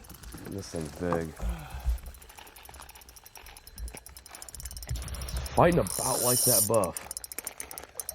I don't know what we have here. See what we got left of the trout head. Still there. Still a good bit. Yeah, we're definitely gonna throw that thing back out. Don't you know, pump it up. You've got to pump it up. Don't you know, pump it up. It might be a Peraruku or maybe a An Arapaima. Arapaima. I'm not It's gonna swimming lie. up current right now. Oh, it is not big at all. Oh my gosh. It's not just big a at all. Common with an attitude. It's got crazy attitude. Don't you know, pump it up. It might be at 23. I don't know. And no, I don't think so. Same deal. Same. So I think we're catching the same fish over and over again. If I'm being honest. Susie Sucker Sideways. They fall like hell. Later, Stinky.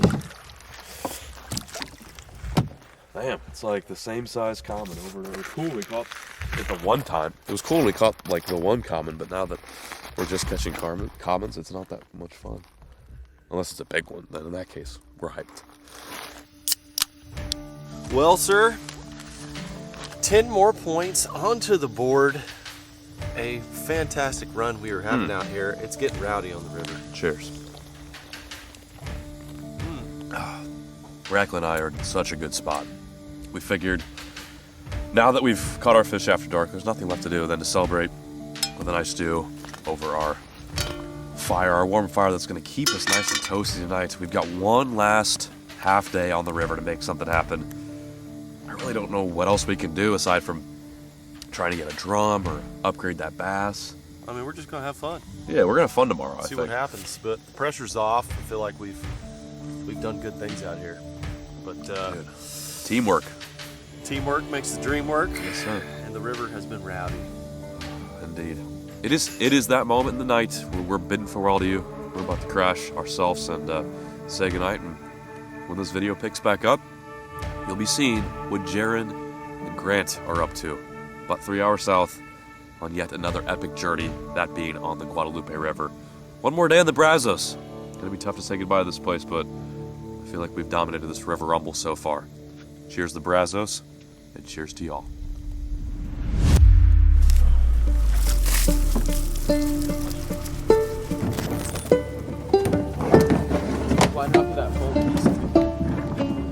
To a whole new stretch of the river. We gotta drop one car at put in A, and then we gotta drop another car at takeout B. But I'm feeling optimistic. We got some beautiful weather today, and we're going after some big, mean, green, lean, largemouth bass and whatever else swims in the different section of this river. Like Grant was saying, feeling pretty good. As long as we can keep some rain off, I think that'd be cool, but we need to overcast still, so should be a good day. Let's see what we can do. We got a lot of points to make up. Let's do it.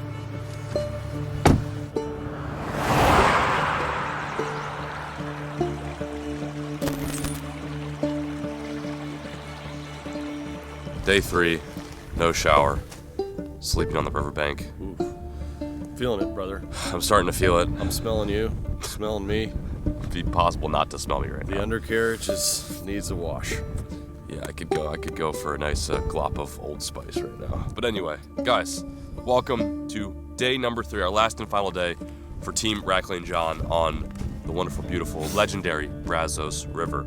We clocked some serious miles on the last episode, roughly a total of 10 miles that we've traveled so far on this slow, meandering river, and we've caught fish. It's been such a productive trip. Despite it being technically winter here in Texas, we've caught everything from big bass to trout to spotted bass to even some sucks, some carp, some buffalo, some suckers specifically.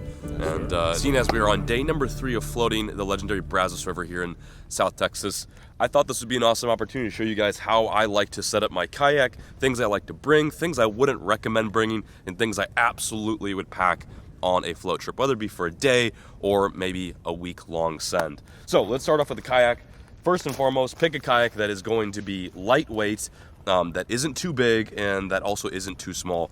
I like this one because it is a 11-foot 9-inch kayak. It's not over 12 feet, which might be a little bit too big, but it's also not a 10-foot, so it can handle, rocky waters, but it's also big enough to fit all of my gear.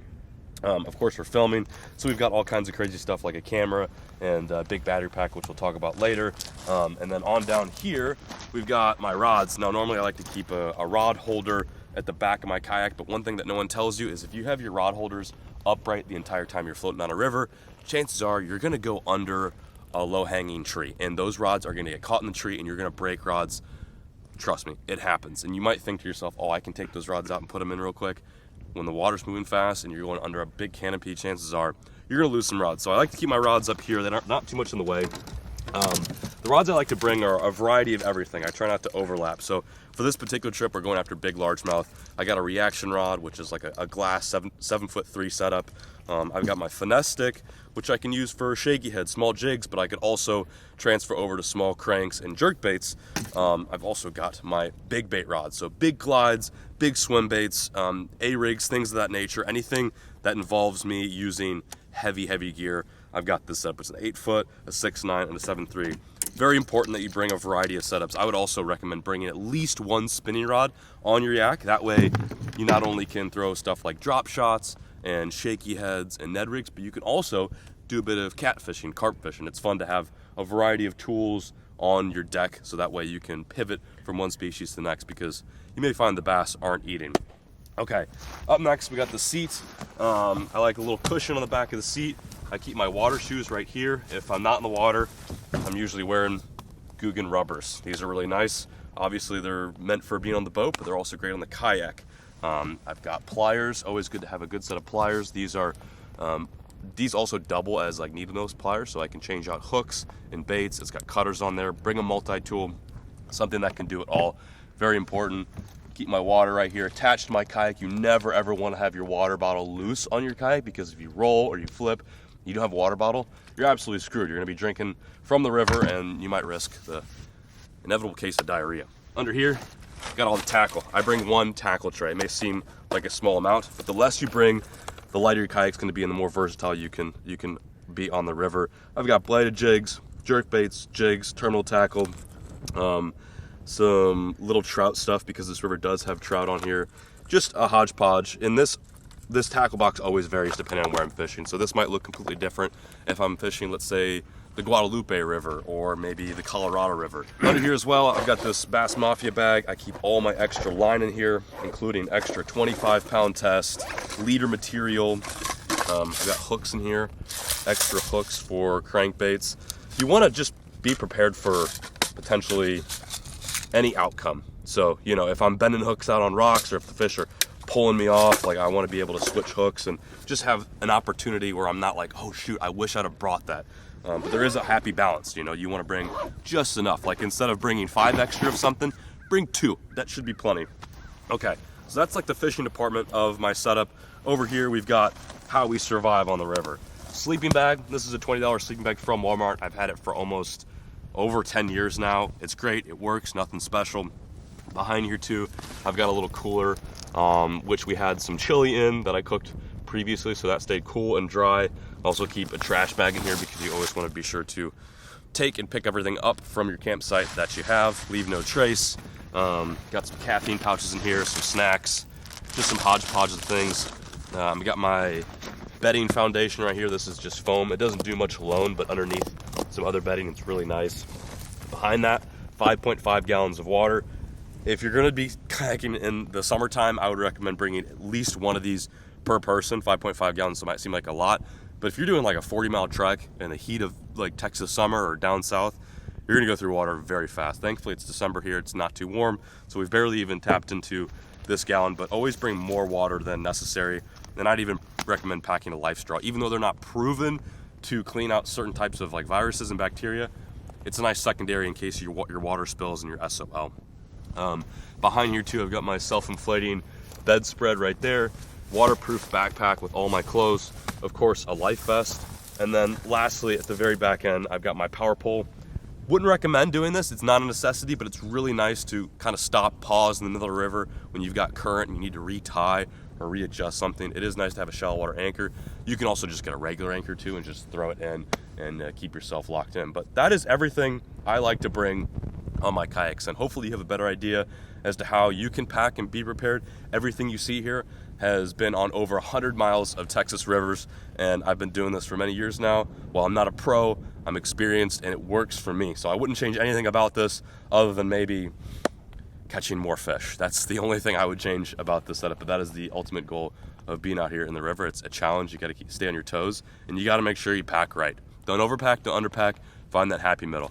I think we got it roughly 6.5 miles. Okay, all right. I think yesterday we did about 8 miles, so you know, we just had to put our heads down and paddle for a long time yesterday. So maybe we'll get a little more efficient in, but my concern is when we finally get to our area. Oh yeah. We have no way of getting back. Don't know. We didn't drive separately. We took, this is what you should do if you're gonna do a float in a remote area like this. 2 people, carry 2 vehicles, and then have someone park at the exit, and then you can both ride together to where you're gonna dump in. Right. And then you have a vehicle at the end. Why didn't we do that? I think it was pure laziness, wasn't it? Sometimes it's just things get rocking, and you know, it is what it is. So we get, it's also the weekend. True. It's a Sunday. With Sunday, we just don't know how we're getting home. So we might as well enjoy a good dangle on the way through. And that's not hyped up for the video. Genuinely, we have no idea how we're getting home. Might have to pull the old. And cell service has been. Yeah, we have no cell service too, which is crazy. Truck A is dropped at truck B, and we are headed back to the put-in point. And we've got a lot of ground to make up today. Overall, both teams are covering 20 miles of the same river, which we are doing. We just had to pull a huge audible. We covered 10 miles yesterday, and we're covering 10 miles today. I know the boys are probably about 12 to 13 miles into their float today, so we got some catching up to do to complete our 20-mile float.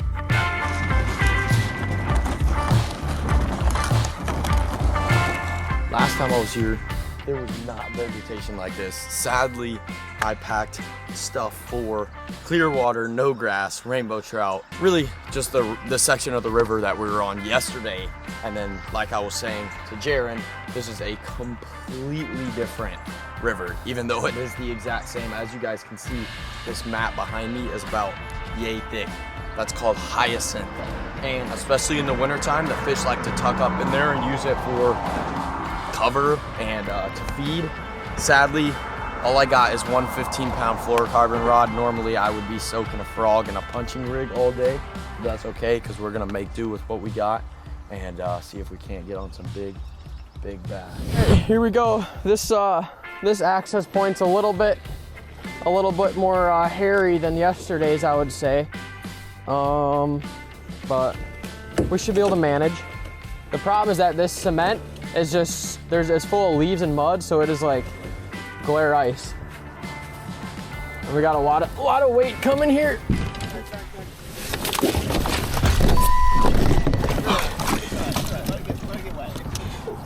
That was cold. that's cold. My slide too. Oh, there's my slide. Hell yeah, dude. This is manageable. Whew. That just scared me, dude. It's cold. That's colder than I thought it is. What? Well, I didn't flip, so it doesn't count. So we didn't lose our points. You guys really missed it last night, but we had multiple herds of pigs come into our camp. So much so that our camera guy Jerry had to move his tent because they were coming like right through where his tent was. Pretty wild night, and the carp were biting.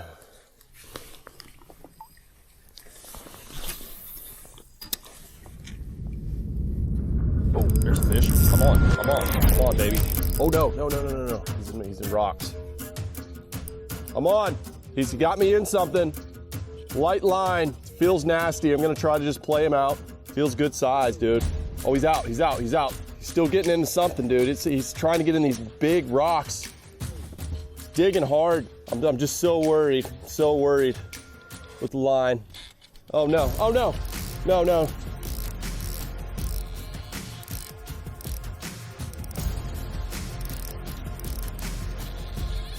I got to paddle up. He's still on. I'm having trouble though.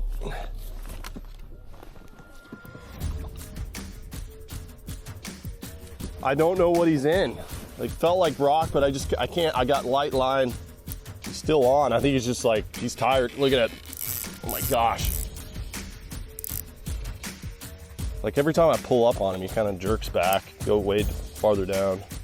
He's still on, dude. I've got him pegged with the sickle hook on the crappie jig. Yeah. Oh, I just saw the fish.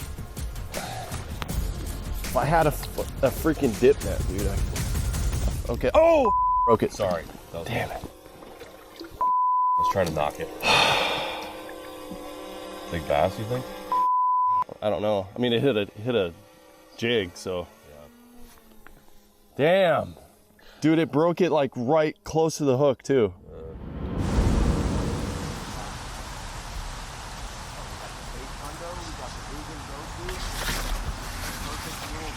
All right, guys, we are switching gears here. Grant, what are you throwing on? Got our sack of only the necessities. This is the G&J bundle, and this is like the ultimate fishing bag filled with your river fishing necessities, craws, saucy swimmers, everything in between. And we're getting re-rigged, switch gears a little bit, try and get in some of this nasty cover and pull out our first fish of the day. I know it's gonna happen. They got the winter feed bag on, but if you guys want to check out the Grant and Jaron bundle, it'll be linked down below at GooganSquad.com. Well, guys, because we are limited to the rod and reel combos that we have, I am really focusing on the open parts of the bank, the little holes in between the mats, the steep banks. There is literally so much to look at, so you kind of just have to hit everything first to narrow down what the fish are hanging out on. The problem is, on a river like this, they can be in a million different spots. Almost always, to an extent, they're kind of patterned in on certain types of cover, but without getting bites, it's really hard to figure that out. But I think if we plug away, keep floating, we're gonna find something productive. Hey, how's it going? I'm calling because we're floating down the Brazos right now, and we're probably about 7 miles from y'all's livery, and we had a ride that basically had bailed out, and we have no way of getting back, and I was just calling to see if we can pay y'all to drive us back to the Possum Kingdom Dam. I'm trying to think, man. We closed December 1st. We stayed closed till March 1st. Oh, no kidding. Timed it perfectly. So, yeah. But I have a guy that's... I'm sure if the money's right, he would do it. All right, well, I think we can make the money work. We're kind of SOL, up a creek with a paddle with no drive. So if you don't, you mind? Have you passed the Boy Scout camp yet, or do you know where that is? Yeah, I know where it's at. We're actually coming up on it right now, so we might be a little less than 7 miles. Okay. Yeah. Okay. So, well, that may work out for you, man. Like I said. One of the plans that I had originally come up with is call a canoe livery that's not too far from here. And I figure, oh, we'll just give them a ring and see if maybe they can drive us back. They don't normally do like private stuff. They usually drive you down there and then pick you up at a certain day. But I thought I can at least give them a call the day of, or at least when we have service, which we just got. And I called the guy. His name was Buddy, really nice guy. And he's like, no, we closed December 1st. Like, nobody floats this river past December. So, but he did give me a number of his friend, whose name is Ricky, and we might have to give Ricky some cash. Money under the table. You got any green? I got like maybe 40 bucks. I specifically meant to bring cash for a scenario like this, and I forgot it. It was in my bag, and I consolidated. I didn't bring the bag because cash will help. I don't know what we're going to do. Yeah, me neither. I don't know if Ricky's to be trusted either. We could also, if you have service, put on your story right now, be like, hey, listen, we're going to be landing at I can give you the route number, like the bridge.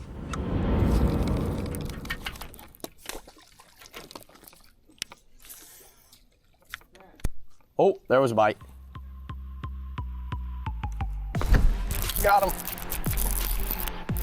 Fish on. Finally. Guys, we are hooked up. The black and blue jig. I just called it. Oh, come here. Come here. Come here. Let's go. Let's go. Well, despite a very slow morning of fishing, we have got our first fish. Look at how fat that spotted bass is.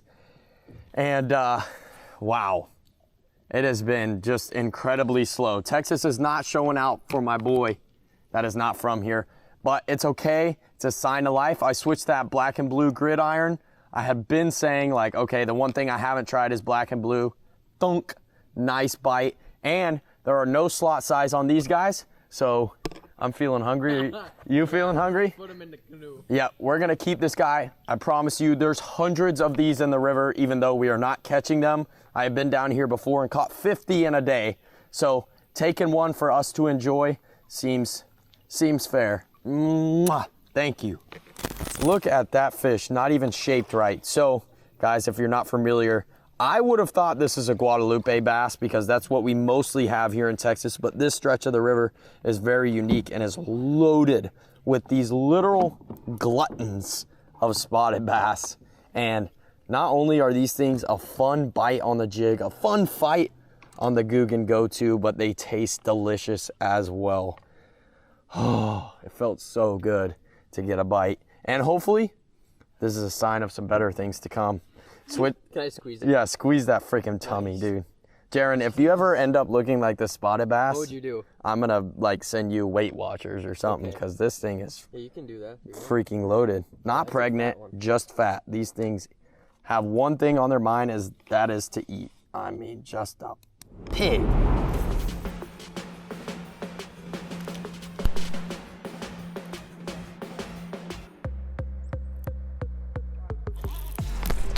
Another one. Another one. Oh, nice largemouth. Big largemouth, big largemouth. Come on, stay on there. Get him. Yes!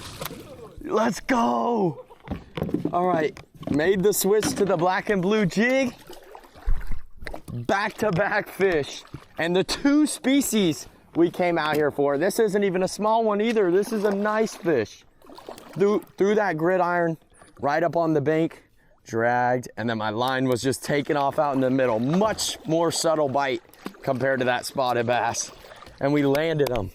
Let's go. Now John and Justin got slight competition. All right, well, made multiple adjustments today, but the old Crack and Crawl Junior black and blue on that half-ounce black and blue gridiron is what smoked this beautiful largemouth and the spotted bass back-to-back cast, quite literally. This is gonna be some nice points, so I'm gonna lay them literally on my lap because my paddle has a measuring tape. Make sure he's zeroed. He's gonna be about oh, look at that, 18.5 inches, so 18.5 points, and we finally get some confidence in what we're doing.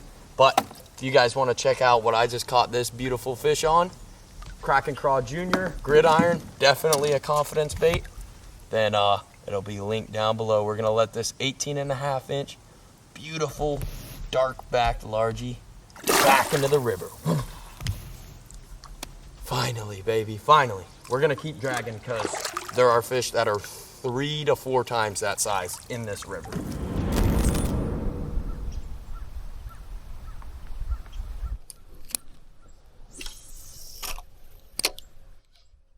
Come on. There we go, baby. Ned rig. Get out of that rock. Oh, God, they just tug you around in the yak. It's going to be a largemouth, though.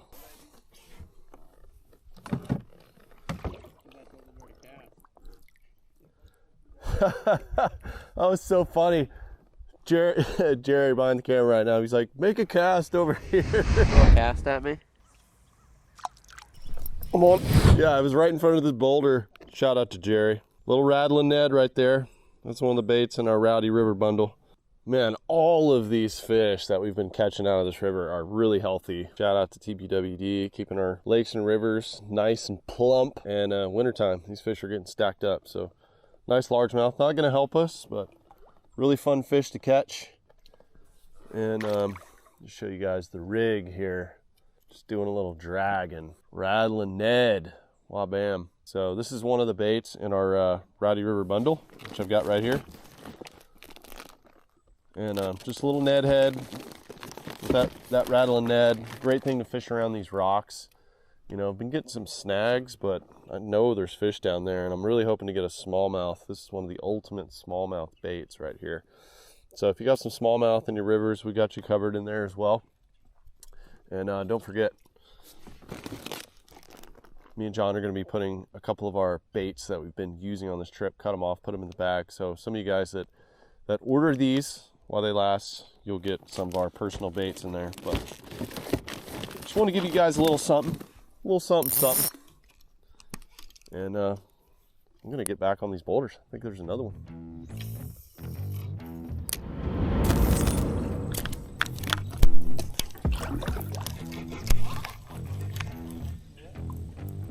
Oh, that might have been a fish right there, dude.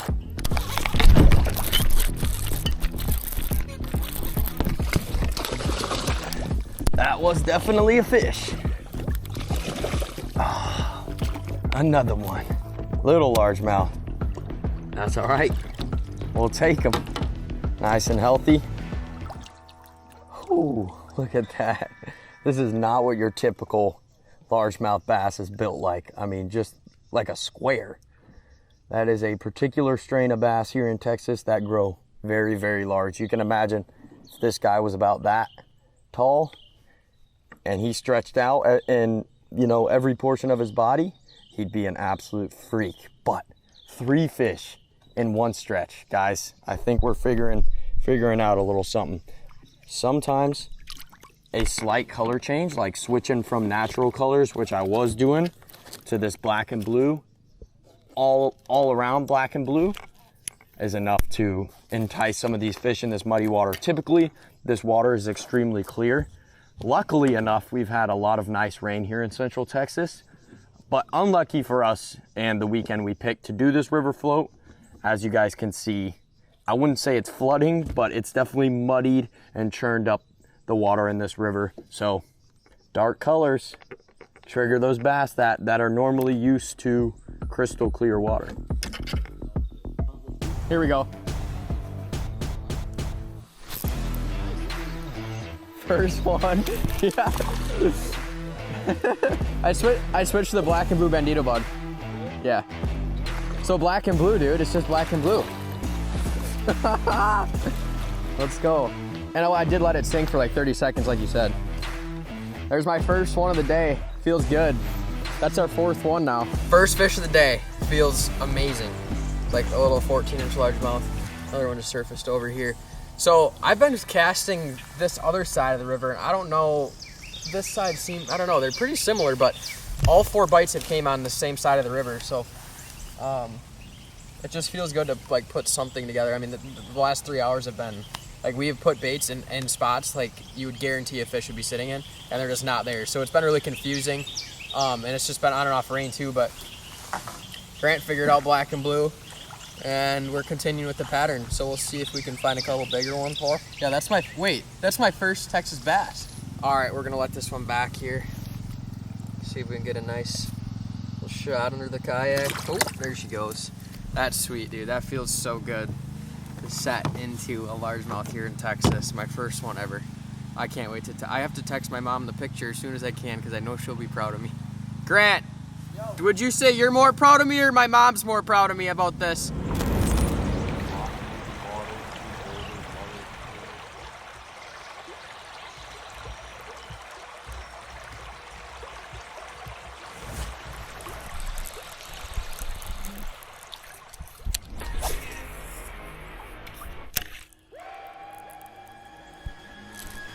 There we go. There we go. There we go, finally. Largemouth. Not a fish we need, but a fish I want. Ooh, I wish it was a spotted bass. If it was a spot, it would help us. Hey, stop that. Barely hooked, he might come off. He might come off. No, he will not. Thumped it. Thumped it. This little rock looked good. There we go, my first fish of the day. A beautiful 2-pounder, not gonna help our overall score, but definitely boosts the morale. Kiss him, spank him, send him back. Here's the thing, I know it may seem like each day we're not catching that many fish, but what you guys have to understand is like only 40% of our day is actually spent casting. We are doing so much paddling, so much traveling where, you know, our basically 8-hour days are consisting of 3 hours of fishing or like 4 hours of fishing just because we're having to clock miles and catch up to that finish line, which is the 20-mile mark. So it does feel nice to get like that one fish after a couple hours, but you know, we've only been casting probably for an hour today, even though we've been traveling quite a bit. So it feels good. That's what I'm trying to say. It feels good. When you do these kayak trips, just expect to balance your fishing and traveling time, unless you do account for like a 4-day trip that only consists of like 20 miles. In that case, you can slow down, but basically only did like 2.5 days. Just kind of like part of the experience is just enjoying the river and chilling. Yes. You know, Bing chilling. you don't have to go catch 25 pounds No. to feel good. No, a couple daubers here and there, and you're content. So with that being said, let's get another dauber.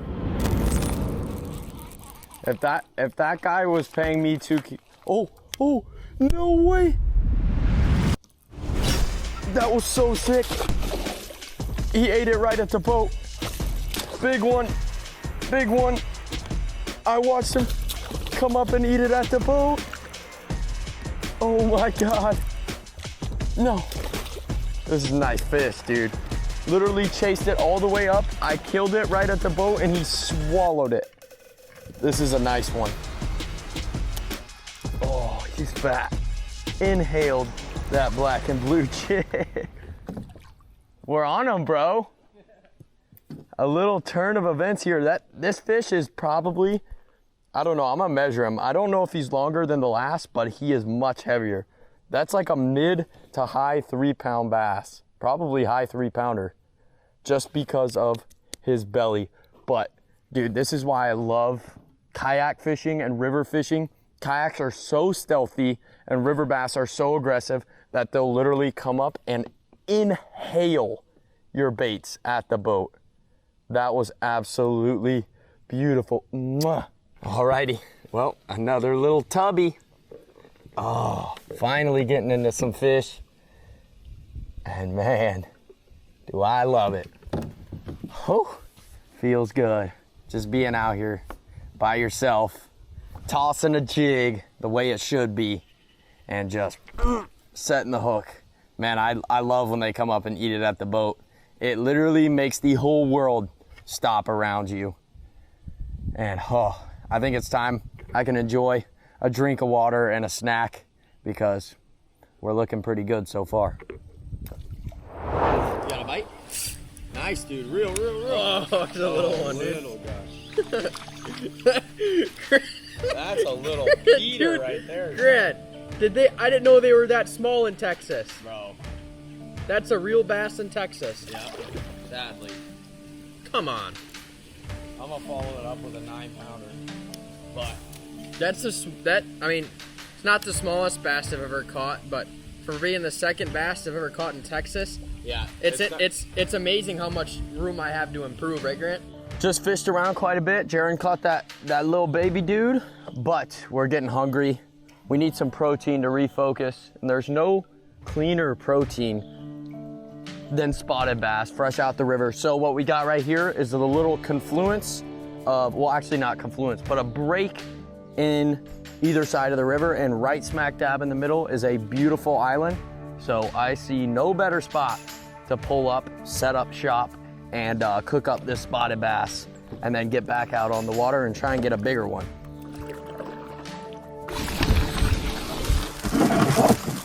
Alrighty, got the wood, only the essentials. This is about all a man needs. Stuck in the woods is a big old freaking knife. Well, here is what is left of our beautiful, beautiful spotted bass. Slimy now. Yeah, it's really slimy. Without the scale, or with the scales, they're pretty rough. But we have gutted and scaled our beautiful fillet, nice and fatty. I already know this is gonna taste delicious. Now what we have left to do is we've already made our clearing for the fire, and honestly, thank you, Rackley, because you showed me how to do this. Just wrap it in tinfoil, pop it on the campfire. We actually cooked up some smallmouth over in Maine on an island, and here we are down in Texas cooking up some spotted bass on an island. So we're gonna cover it in some Googan seasoning and wrap some tinfoil, make our fire, cook the sucker up, and enjoy this feast of a little spotty.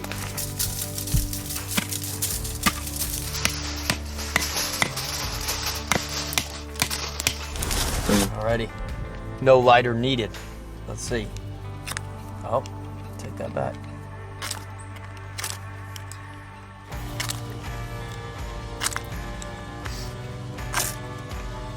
Oh, we got some flames. We got some flames. Look at that. We got fire, baby. Now we just gotta keep her alive. It is very wet in Texas, so it took us a little bit to get her started, but with some dry wood that we kept inside the kayak, we were able to get a nice little flame going. And all there is to do left is to pop this spotted bass wrapped in tin foil right there in the heat of it, and let her roast for a little bit. Okay, it's going in.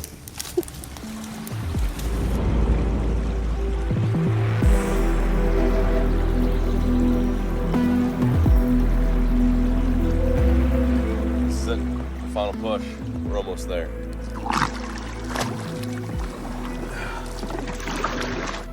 We freaking made it, dude.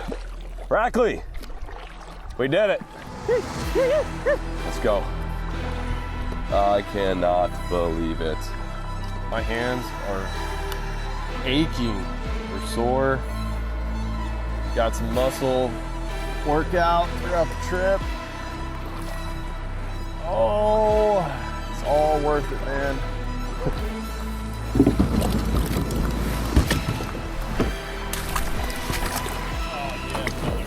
Mission complete. Let's go. Touch paddles. Touch paddles. Clam. Yes, sir. All right, so we have an 18 and a half inch largemouth. We have a 15-inch spot, and now we're doing pretty good. I guess we have no idea where they're at right now, but I feel pretty good about it. And I feel pretty good we can catch another one too, you know? We've about doubled our points in today's excursion that we did all day yesterday, so I'm feeling good. Like I said, we're trying hard out here. We're living large. I'm having a great time. Living large. Flop it away from the fire. It's got tin foil, so we're not covering the fish in dirt. Cracking in the old tin foil here. And man, look at that white flaky fish. It's piping hot right now, so kind of letting it cool down a little bit.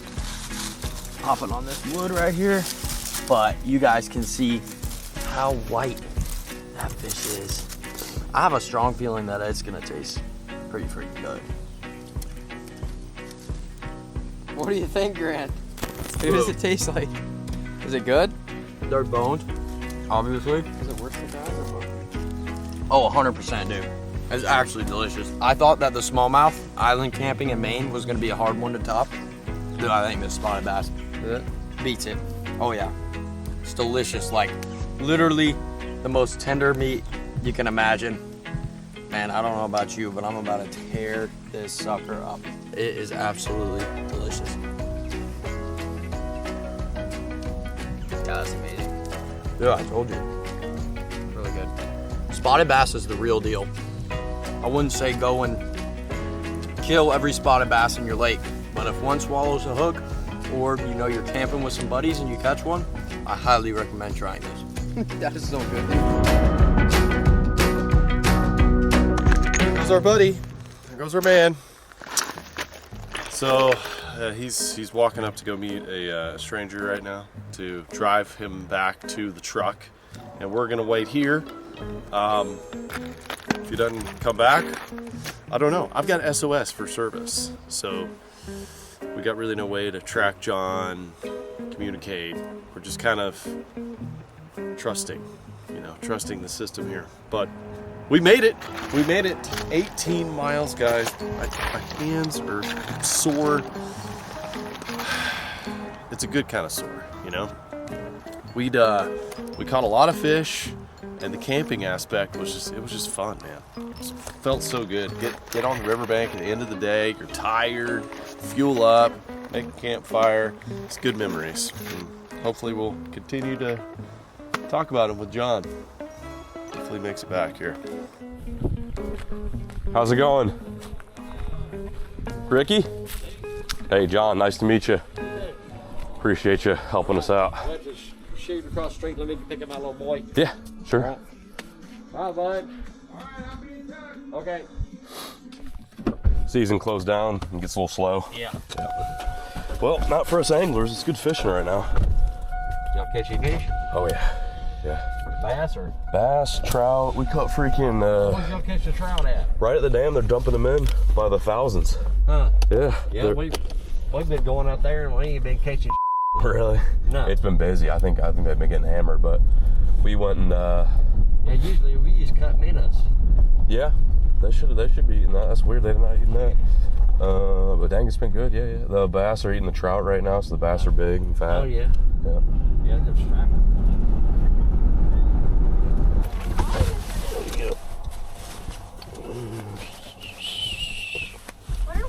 We're gonna go see if anybody catch anything. 65. I appreciate you, brother. Yeah, no, I appreciate you. Thanks for saving the day. All right. Thank you so much. Y'all have a good one. Be safe. Go get those trout. You got my telephone number next time you want to come. Oh my gosh, dude.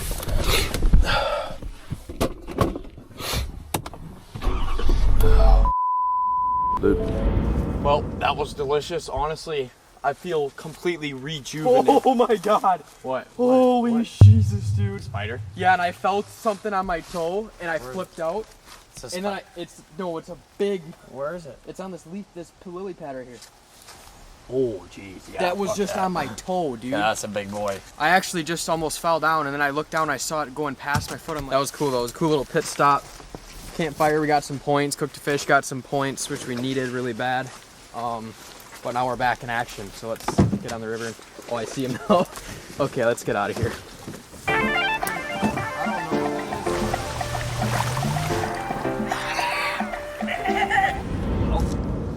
It appears that John has made it back alive. Made it, boys! Woo! Put the 4 low real quick. Yep, we're good. All right, 20 miles complete. 10 miles yesterday, same river, 10 miles today, same river, but completely different as you guys have seen. This is washed out. You got freaking this everywhere.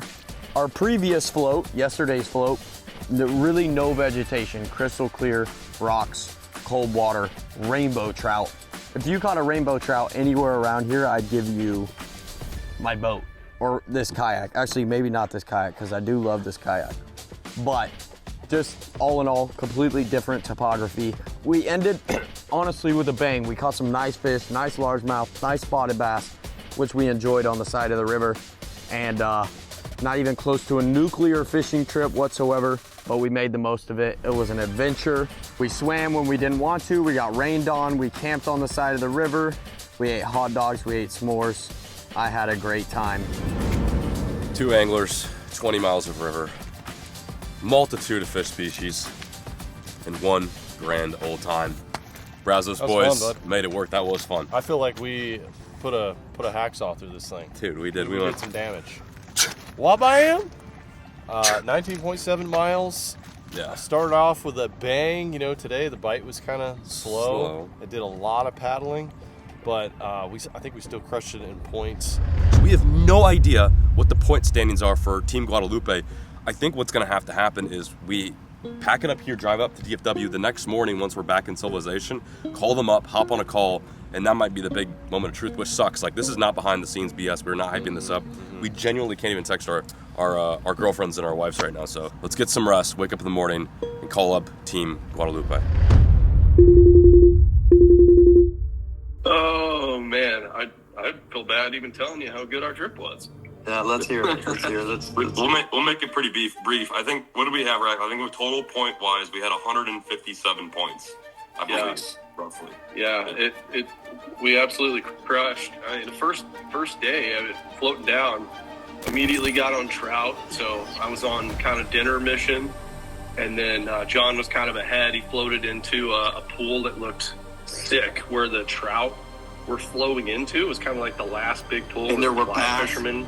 Yeah, we were past the fly fishermen, and the striper and the bass were like waiting on the trout. No. And John got into the trout, throwing the swim bait, dude. Throwing the trout and swim bait. You were getting smoked?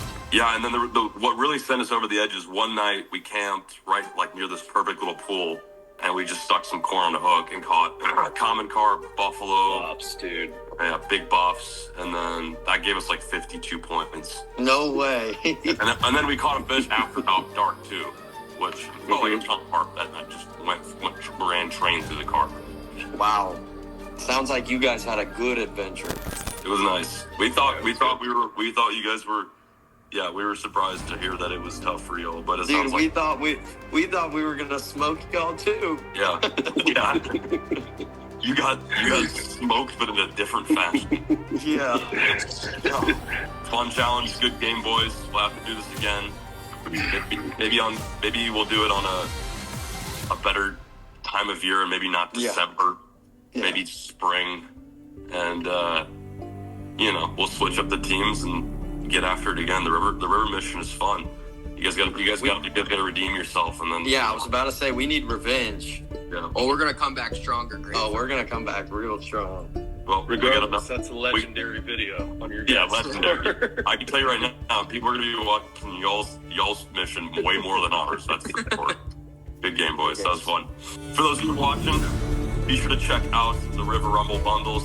Myself and Rackley's and Jaron and Grant's will be available by the time this video is up and live. Just click that little link down below. Drop us a comment. Let us know which rivers we should float next, whether it be in Texas or outside of Texas. We will absolutely make it happen for your viewing pleasure. But we're peacing out, signing out. Thank you guys for watching, and we'll catch you on the next episode of the Googan Squad.